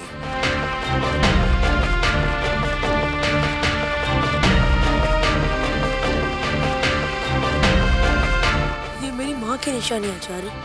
जब माँ को दिया हुआ वचन निभा नहीं सकते तो उसकी निशानी रखने का क्या अधिकार है तुम्हें? मैं अपनी माँ को बचाऊंगा आचार्य। नहीं बचा सकते, और ये बात तुम भी जानते हो। अब तुम वीर यात्रा पर नहीं जाओगे, और ना ही तुम्हें दैवी कवच पुरस्कार में दिया जाएगा, क्योंकि तुम में इन सब के लिए जैसा चाहिए वैसा धैर्य है ही नहीं। इसलिए अब ये बाजूबंद मेरे पास रहेगा। समझ लो, गुरु दक्षिणा दी है तुमने मुझे।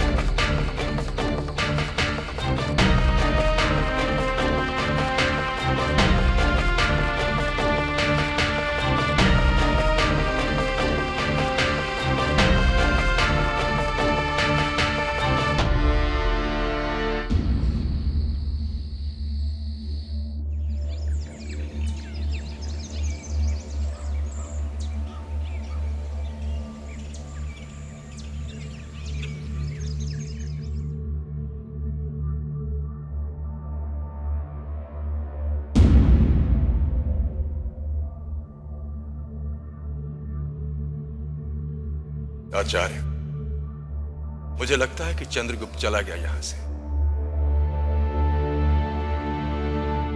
मैंने आपसे पहले ही कहा था कि युद्ध शास्त्र की उच्च शिक्षा का तनाव सह पाना उसके बस की बात नहीं है, किंतु आपने मेरी बात नहीं मानी। आपने हठ किया। आचार्य, अब ये तो नहीं हो सकता कि वो नियम भी तोड़े और मैं दंडित करने की बात भी ना करूं। आचार्य, एक बात कहूं, योद्धा वाली कोई बात उसमें है नहीं।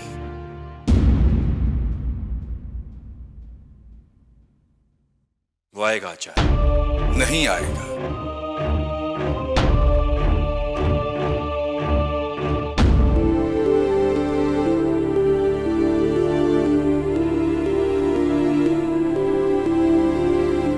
विलंब के लिए क्षमा चाहता हूं आचार्य।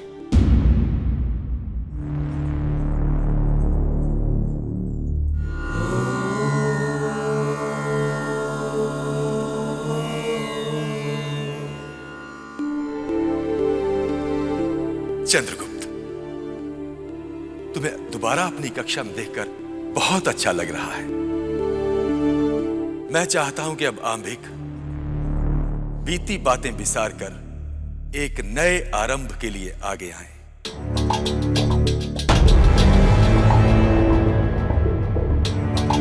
चंद्रगुप्त और आंभिक एक दूसरे के गले लगकर सारी कक्षा के सामने अपने बीच मित्रवत संबंधों की घोषणा करें।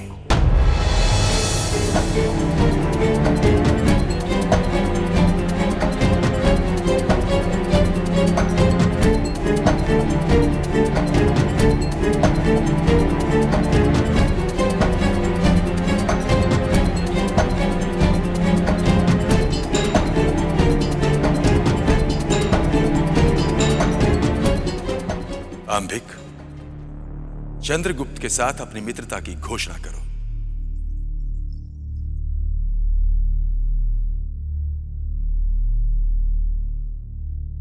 ठीक है चंद्रगुप्त, आज हम अपनी बीती बातें भुलाकर मित्र हुए।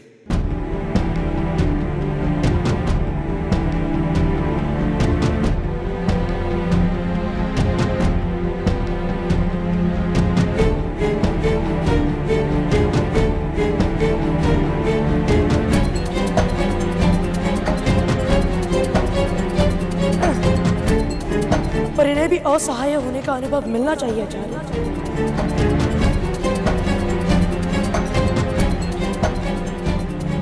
चंद्रगुप्त, तुम तैयार?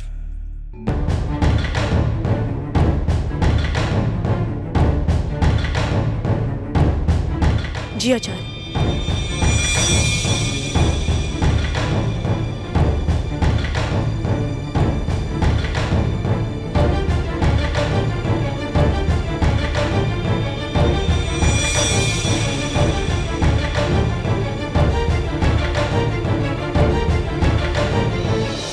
आचार्य, आप ऐसा कैसे कर सकते हैं? चंद्रगुप्त ने जो हमारे साथ किया, उसके बाद हम उसे जीवित भी नहीं देखना चाहते थे, परंतु आपने सबके सामने हमारी और उसकी मित्रता करा दी।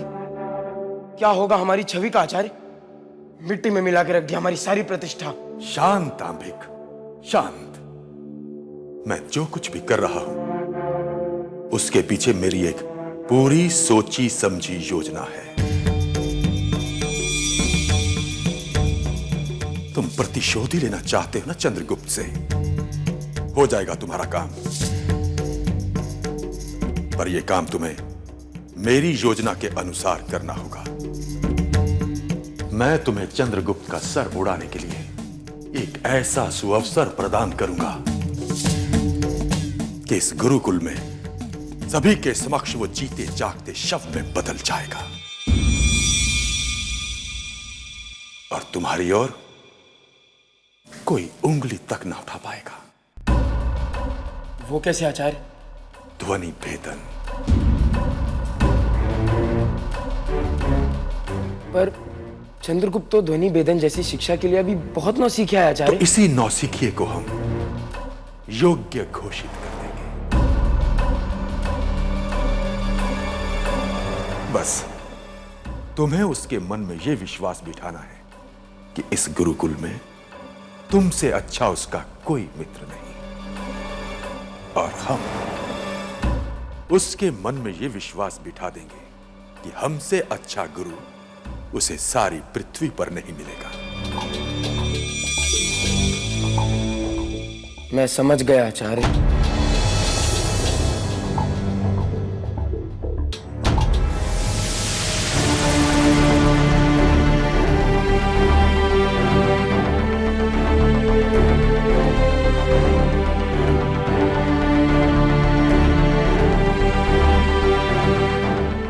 इतना बड़ा षड्यंत्र मुझे चंद्रगुप्त को सूचित करना पड़ेगा।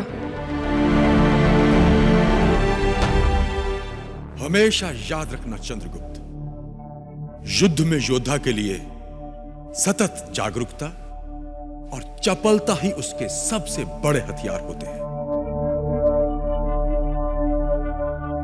आचार्य रुद्र,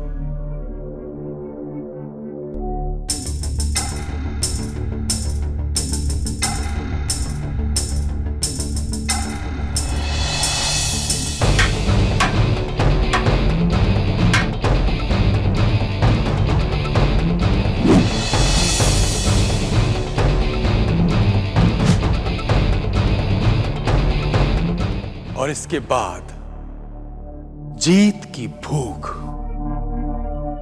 वार करने की आक्रामक वृत्ति। वार चंद्रगुप्त।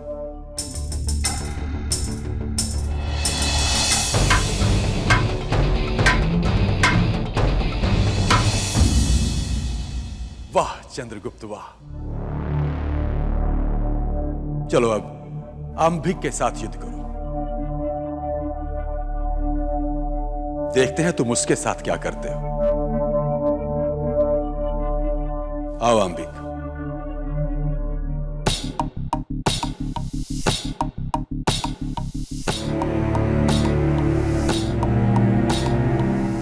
खड़े क्यों? युद्ध।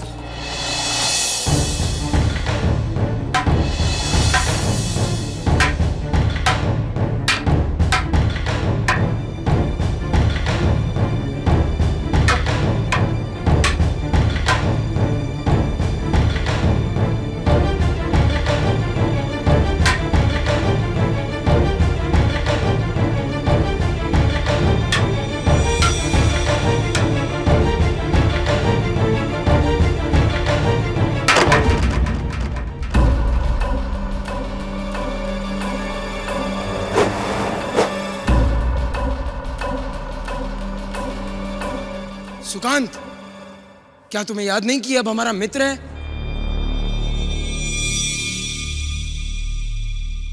क्षमा करें आचार्य। आज के बाद यदि भूल से भी किसी ने इस पर हाथ उठाने का दुस्साहस किया, याद रखना, आंबिक कुमार है हमारा नाम। मित्र पर उठने वाले हाथ को काट के रख देते हैं हम।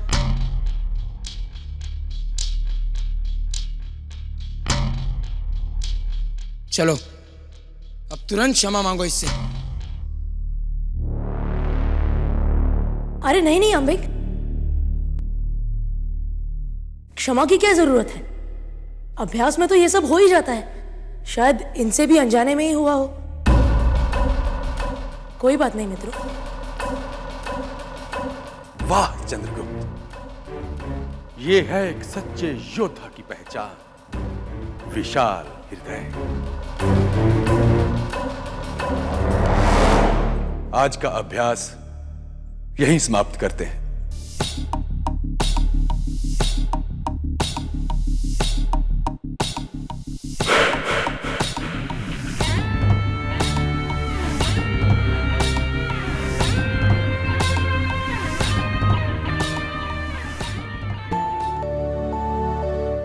अंबिक, आज कक्षा में मेरी सहायता करने के लिए और इतनी मित्रता दिखाने के लिए मैं तुम्हारा मन से धन्यवाद करता हूं। नहीं चंद्रगुप्त, उल्टा हमने आज तक तुम्हारे साथ जो व्यवहार किया उसके लिए हम तुमसे क्षमा चाहते हैं। तुमने जो किया वो सब ठीक था हमारे साथ। हमें हमारी करनी का दंड तो मिलना ही चाहिए। अब भूल भी जाओ उन बातों को अंबिक। बीती ताई बिसार के आगे की सुध ले। मैंने आज ही ये श्लोक पढ़ा था। चंद्रगुप्त, आचार्य चाणक्य तुम्हें अपने कक्ष में बुला रहे हैं। चलिए मैं आता हूं। चंद्रगुप्त, मुझे तुमसे एक आवश्यक बात करनी है। बाद में कर लेना अक्षय, अभी इसे आचार्य चाणक्य ने अपने कक्ष में बुलाया है। जाओ चंद्रगुप्त जी।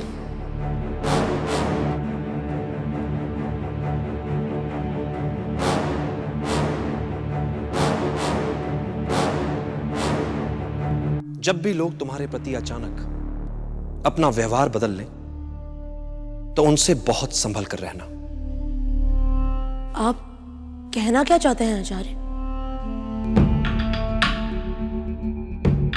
तुम्हें नहीं लगता ये आंबिक जो अचानक तुमसे मित्रवत व्यवहार करने लगा है, इसमें कुछ अप्राकृतिक है, असहज है? अथवा वो जो तुम्हारे गुरुकुल में प्रवेश तक के विरुद्ध थे और जिसके पास तुम्हारे लिए सदैव दंड या निंदा थी, अचानक वो आज तुम्हारी बातों की प्रशंसा करने लगे हैं। अकारण प्रशंसा करने वाले लोग दूध से ढके विष कुंभ की तरह होते हैं, जिनसे तुम्हें सचेत रहने की आवश्यकता है। आचार्य, मुझे आपकी बातें समझ ही नहीं आती। आप चाहते क्या है मुझसे? आप ही तो कहते हैं कि मित्र बनाओ, मित्र बनाओ। अब मैं मित्र बना रहा हूं तो आप कह रहे हैं सचेत रहो। आप ही सदैव कहते हैं कि सीखो सीखो। अब मैं सीख रहा हूं तो आपको उसमें भी समस्या दिख रही है। क्षमा करें आचार्य, पर सत्य तो यही है कि जो मैं पिछले 6 माहों में नहीं सीख पाया हूं, वो आचार्य सुखदेव ने मुझे 2 दिनों में सिखा दिया।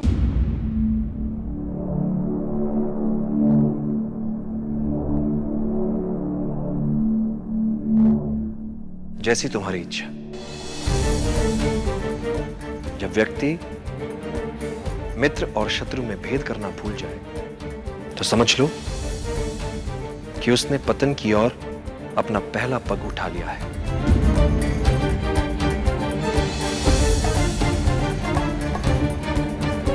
प्रणाम आचार्य। चंद्रगुप्त, चलो, हम सब भोजन के लिए तुम्हारी प्रतीक्षा कर रहे हैं।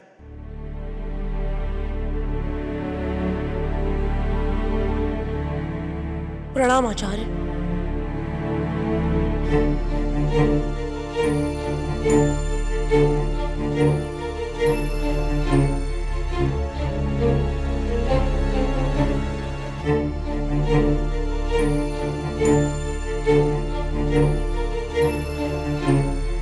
मुझे षड्यंत्र की दुर्गंध आ रही है भद्रभट।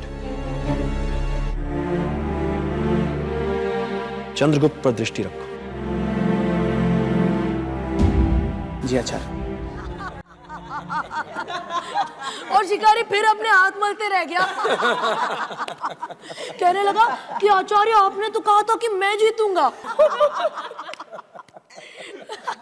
चलो, मैं थोड़ा और भोजन लेकर आता हूँ। शशांक, तुम्हारे पसंदीदा फल लेकर आ रहा हूँ। धन्यवाद चंद्रगुप्त।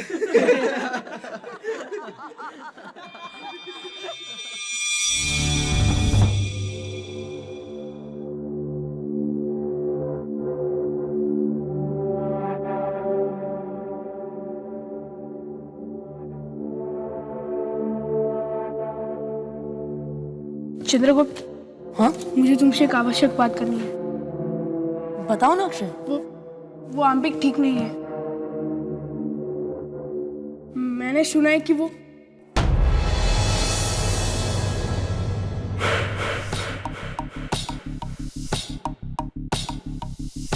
क्या गुप्त वार्ता चल रही है? हमें भी तो बताओ। नहीं, गुप्त क्या होगा मेरे पास कहने को? अरे चंद्रगुप्त, शशांक के लिए फल लिया कि नहीं तुमने? उसके लिए तो इतने सारे ले रहा हूँ। हाँ, चलो शीघ्र करो।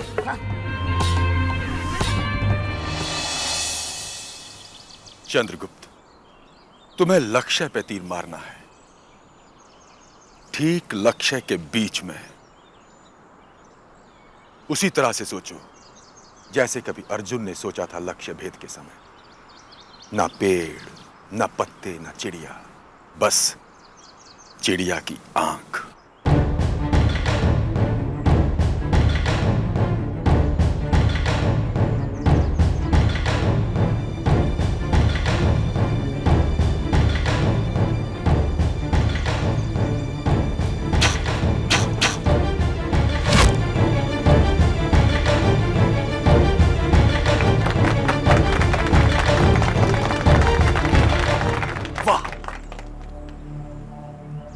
पहला ही वार निशाने पे।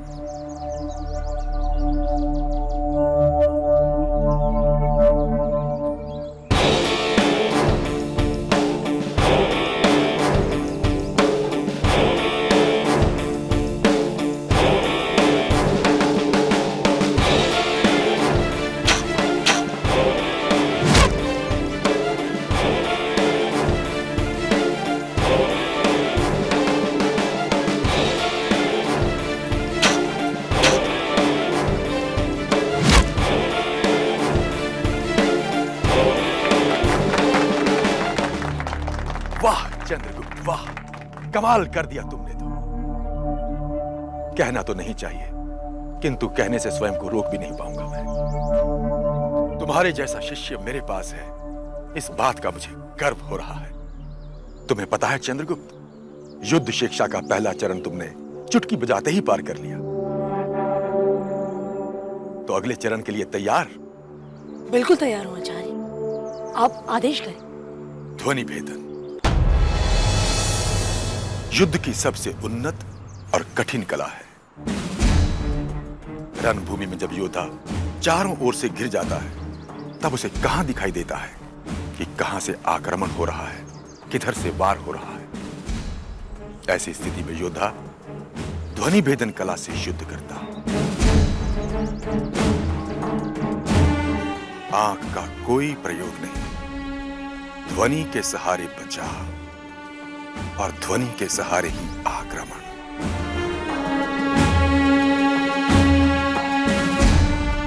और यदि यह कला तुमने सीख ली और इसमें पारंगत हो गए, तो तुम्हें वीर यात्रा पर जाने से कोई नहीं रोक पाएगा, स्वयं मैं भी नहीं।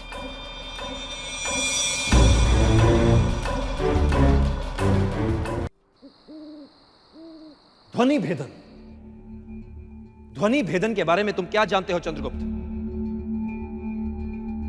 तुम्हारी आंखों पर पट्टी बांध दी जाएगी, फिर चारों ओर से तुम पर आक्रमण किया जाएगा। मात्र आक्रमणकारी की ध्वनि सुनकर तुम्हें उससे बचना भी है और उस पर आक्रमण भी करना है। कैसे कर पाओगे चंद्रगुप्त? इसके लिए वर्षों के अभ्यास की आवश्यकता है। पर आचार्य सुखदेव का तो यही कहना है कि मैं इसके लिए तैयार हूं। अंबिका और मेरे दूसरे मित्रों का भी यही मानना है। ये वही आचार्य सुखदेव है ना, जिन्होंने तुम्हें उच्च युद्ध शास्त्र की शिक्षा का अवसर देने तक का विरोध किया था। और आज वही स्वयं तुम्हें प्रमाणित कर रहे हैं कि तुम एक दिन में इतने पारंगत हो गए हो कि ध्वनि भेदन युद्ध कर सकते हो।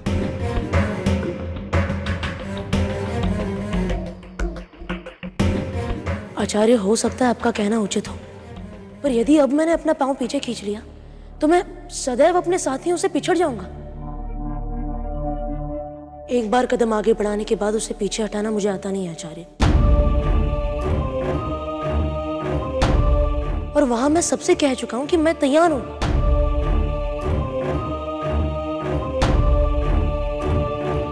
तुम्हारे इस बालहट के समक्ष मैं भी असहाय हूं चंद्रगुप्त। किंतु स्मरण रहे, यह वास्तविक युद्ध नहीं है, युद्ध का अभ्यास मात्र है।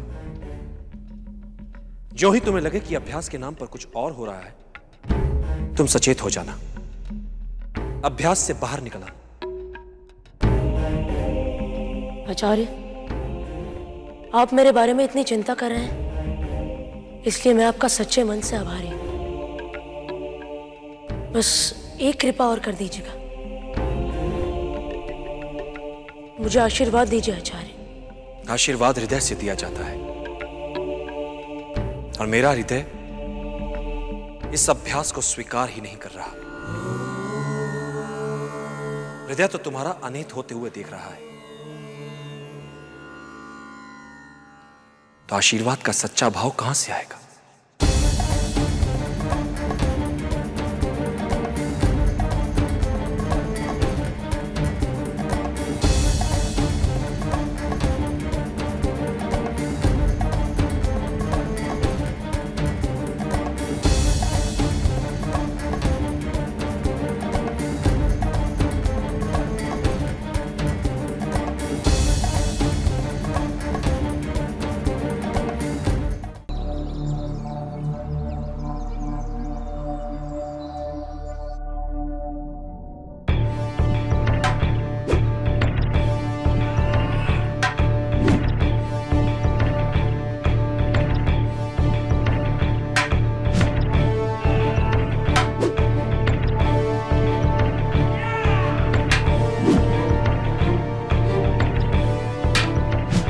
चंद्रगुप्त, तुम भी ये कर पाओगे। मुझे तुम्हारी क्षमताओं पर पूर्ण विश्वास है। और हां, ये देखो, तक्षशिला की उत्कृष्ट लकड़ी से बनी हुई तलवार तुम्हारे लिए। अब इसे तुम मेरी तरफ से उपहार समझ लो, मेरा आशीर्वाद, चाहे जो समझ लो। आचार्य, क्या मेरे साथ अभ्यास में भाग लेने वालों को भी ऐसे ही हथियार मिलेंगे? चिंता मत करो बंधु, बिना हथियारों के हम भी नहीं होंगे वहां। तुम्हारे लिए सब तैयार है। चंद्रगुप्त, अब तुम जल्दी से जाओ और अभ्यास के कपड़े पहन के आ जाओ। वेशभूषा परिवर्तन कक्ष में रखे हैं कपड़े। और सुनो, पहले ही कार्यक्रम विलंब से चल रहा है और विलंब नहीं होना चाहिए। जाओ। पर यदि हम आचार्य चाणक्य के लिए रुक जाए तो? अब हम और प्रतीक्षा नहीं कर सकते चंद्रगुप्त। तुम जल्दी से जाओ और जल्दी से वापस आओ।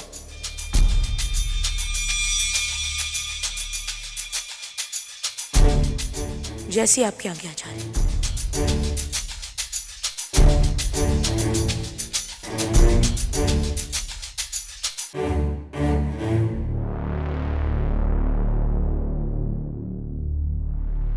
चंद्रगुप्त, यह आचार्य चाणक्य ने भिजवाया है, तुम्हारी माँ की निशानी। आचार्य ने माँ की निशानी के रूप में अपना आशीर्वाद भेजा है मेरे लिए। परिवर्तन कक्ष में श्वेत कपड़े को खोजना चंद्रगुप्त, समझ गए ना?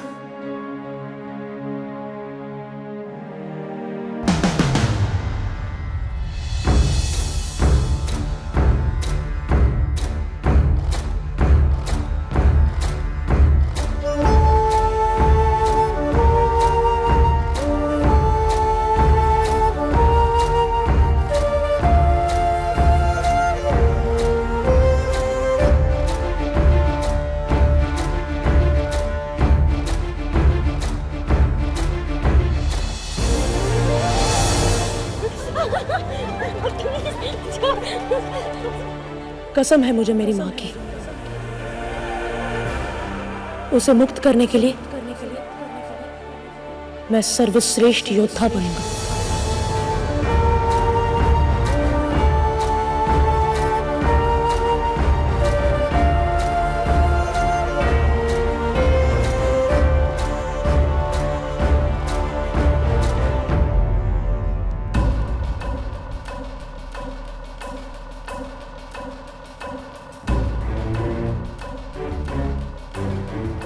ये क्या है?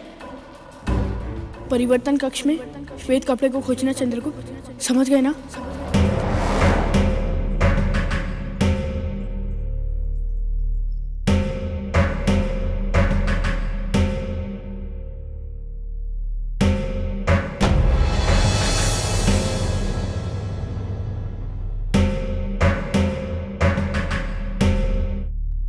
अक्षय भी ना।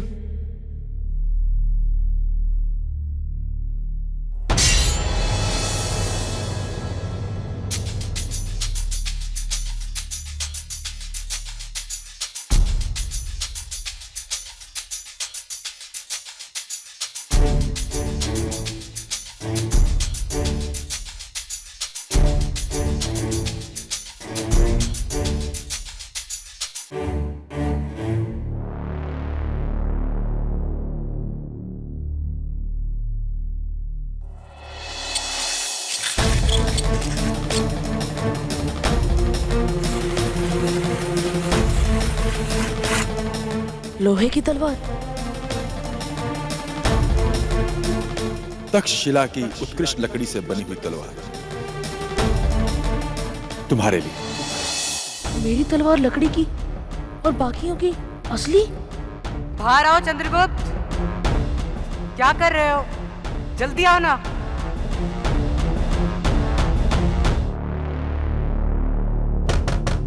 जल्दी आओ ना।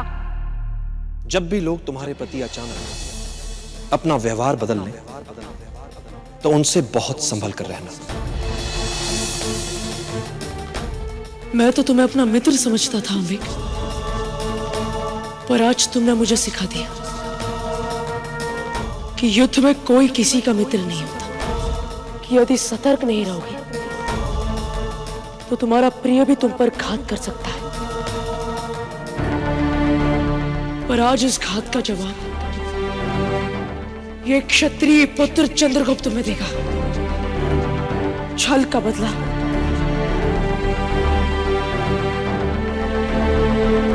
छल।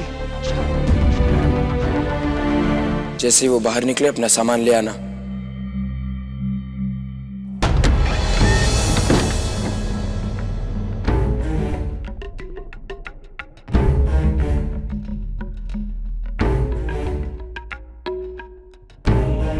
क्या हुआ बंधु, मुहूर्त ढूंढ रहे थे क्या? वो तो तुमने ढूंढ ही लिया है अम्बिक।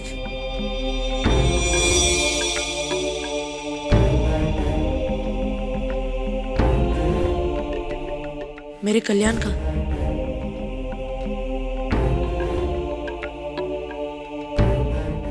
तो फिर देर किस बात की, हो जाए बाजी?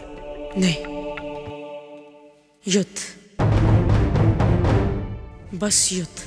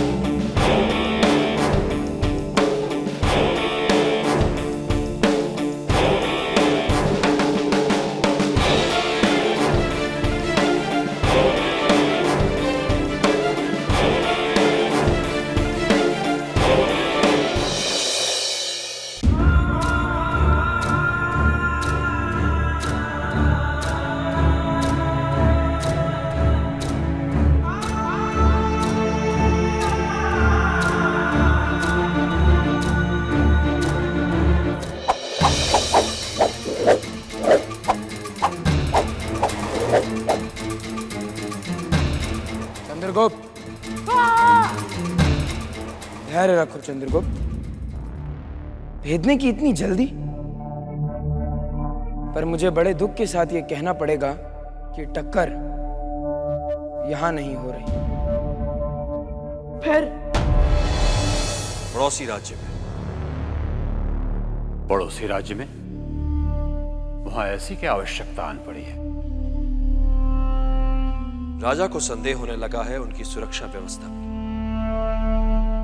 उन्हें लगता है कि शत्रुओं ने गुप्त योद्धा छोड़ रखे हैं महल में उनकी हत्या के लिए। तो क्या उपाय सोचा है तुमने? ऐसे समय में राजा को पीछे हट जाना चाहिए, जिससे शत्रु विचलित होकर स्वयं कोई चूक कर बैठे। उपाय तो अति उत्तम है तुम्हारा, परंतु राजा की यह कठिनाई मुझे समझ में नहीं आई। अभी कल ही वहां से संदेश आया था कि वहां सब कुशल है, तो अब फिर से तुम अपने जाने के कारण के बारे में प्रकाश डालना चाहोगे?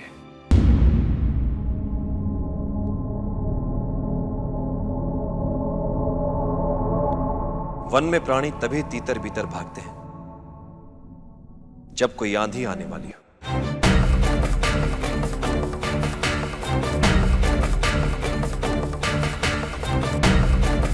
तुम जा सकते हो, क्योंकि मुझे पता है कि तुम्हारे द्वारा उठाया गया हर कदम जनहित और भारत कल्याण की ओर ही होगा।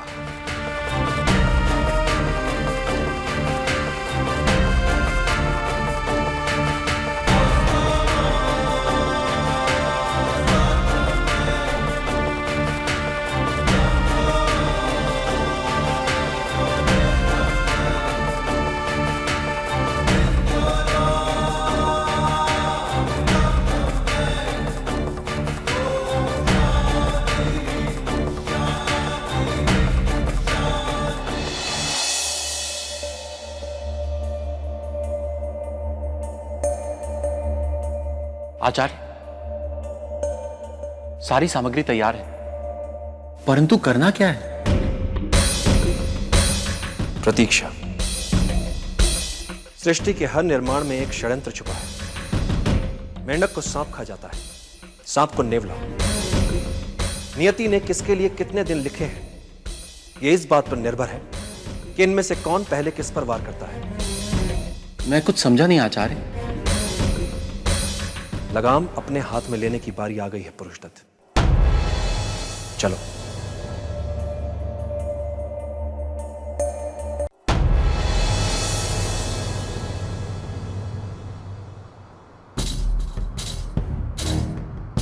आओ मेरे वीरों, आओ।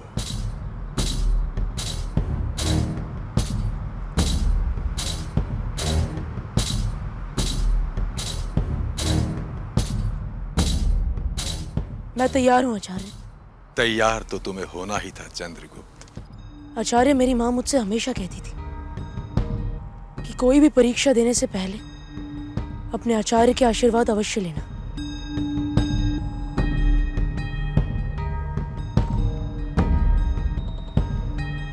विजयी भव।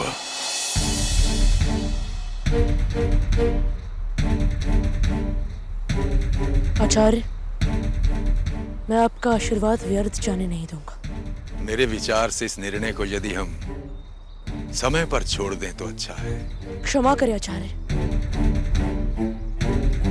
परंतु मेरे गुरु ने मुझे यही सिखाया कि जो समय पर निर्भर नहीं करते वो अपना मार्ग स्वयं बनाते हैं। चंद्रगुप्त, जितनी अच्छी अच्छी बातें करते हो उतनी ही अच्छी तलवार चला के दिखाओ तो जाने।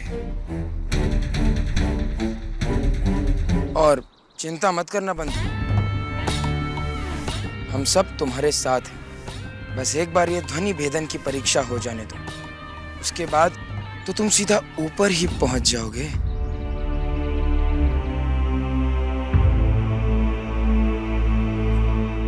इसका ऊपर से तात्पर्य है सीधा ऊपर के वर्ग में।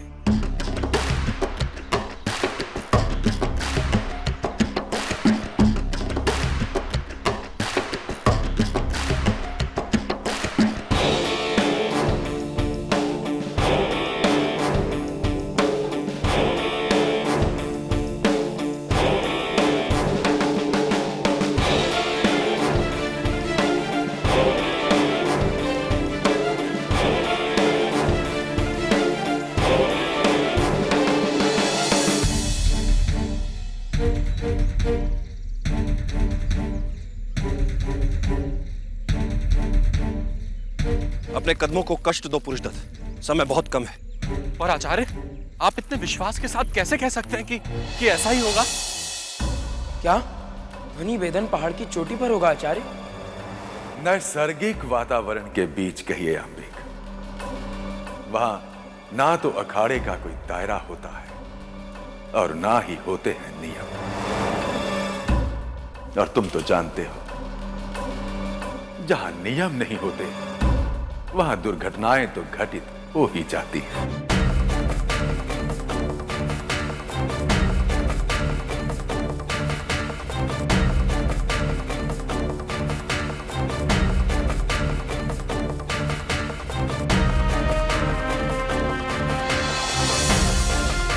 प्रत्यक्ष देखा सुना विश्वास को दृढ़ करता है।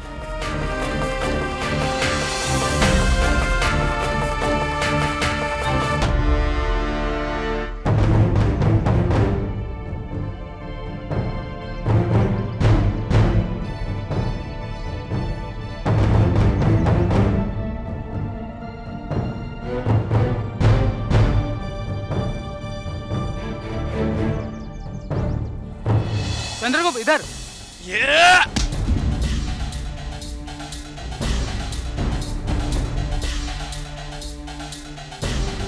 उधर नहीं, इधर।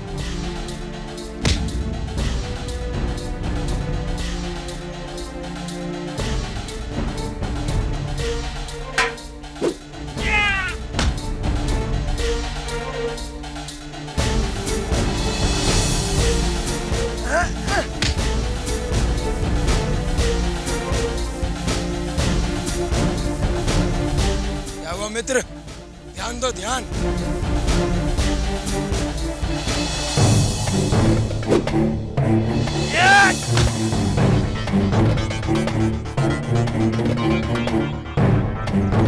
मित्र, ध्यान दो ध्यान।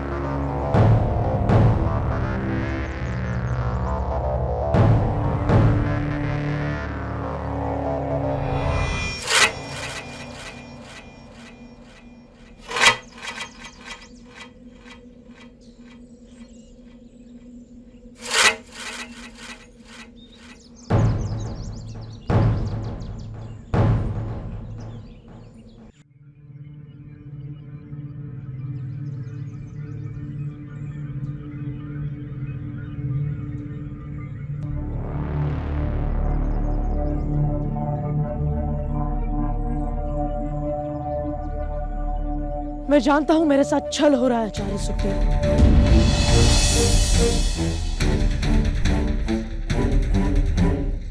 आपने इन लोगों को असली शस्त्र दे रखे।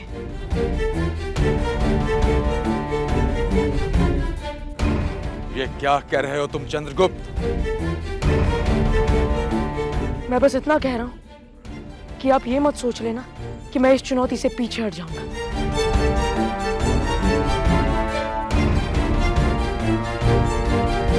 मैं लड़ूंगा, और वो भी असली तलवार से।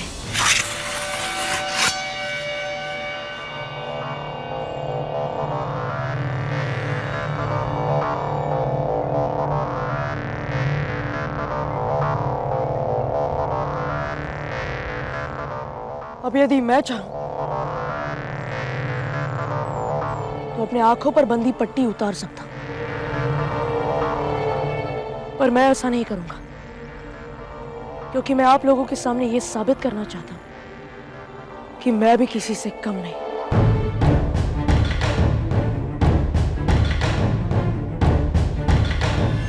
क्यों आम्बिक? बकवास कर रहे हो तुम।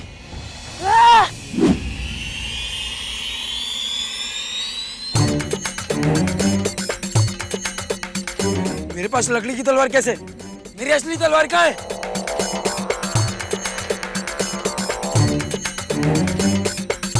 तुम जो ढूंढ रहे हो आम्बिक, वो मेरे पास है।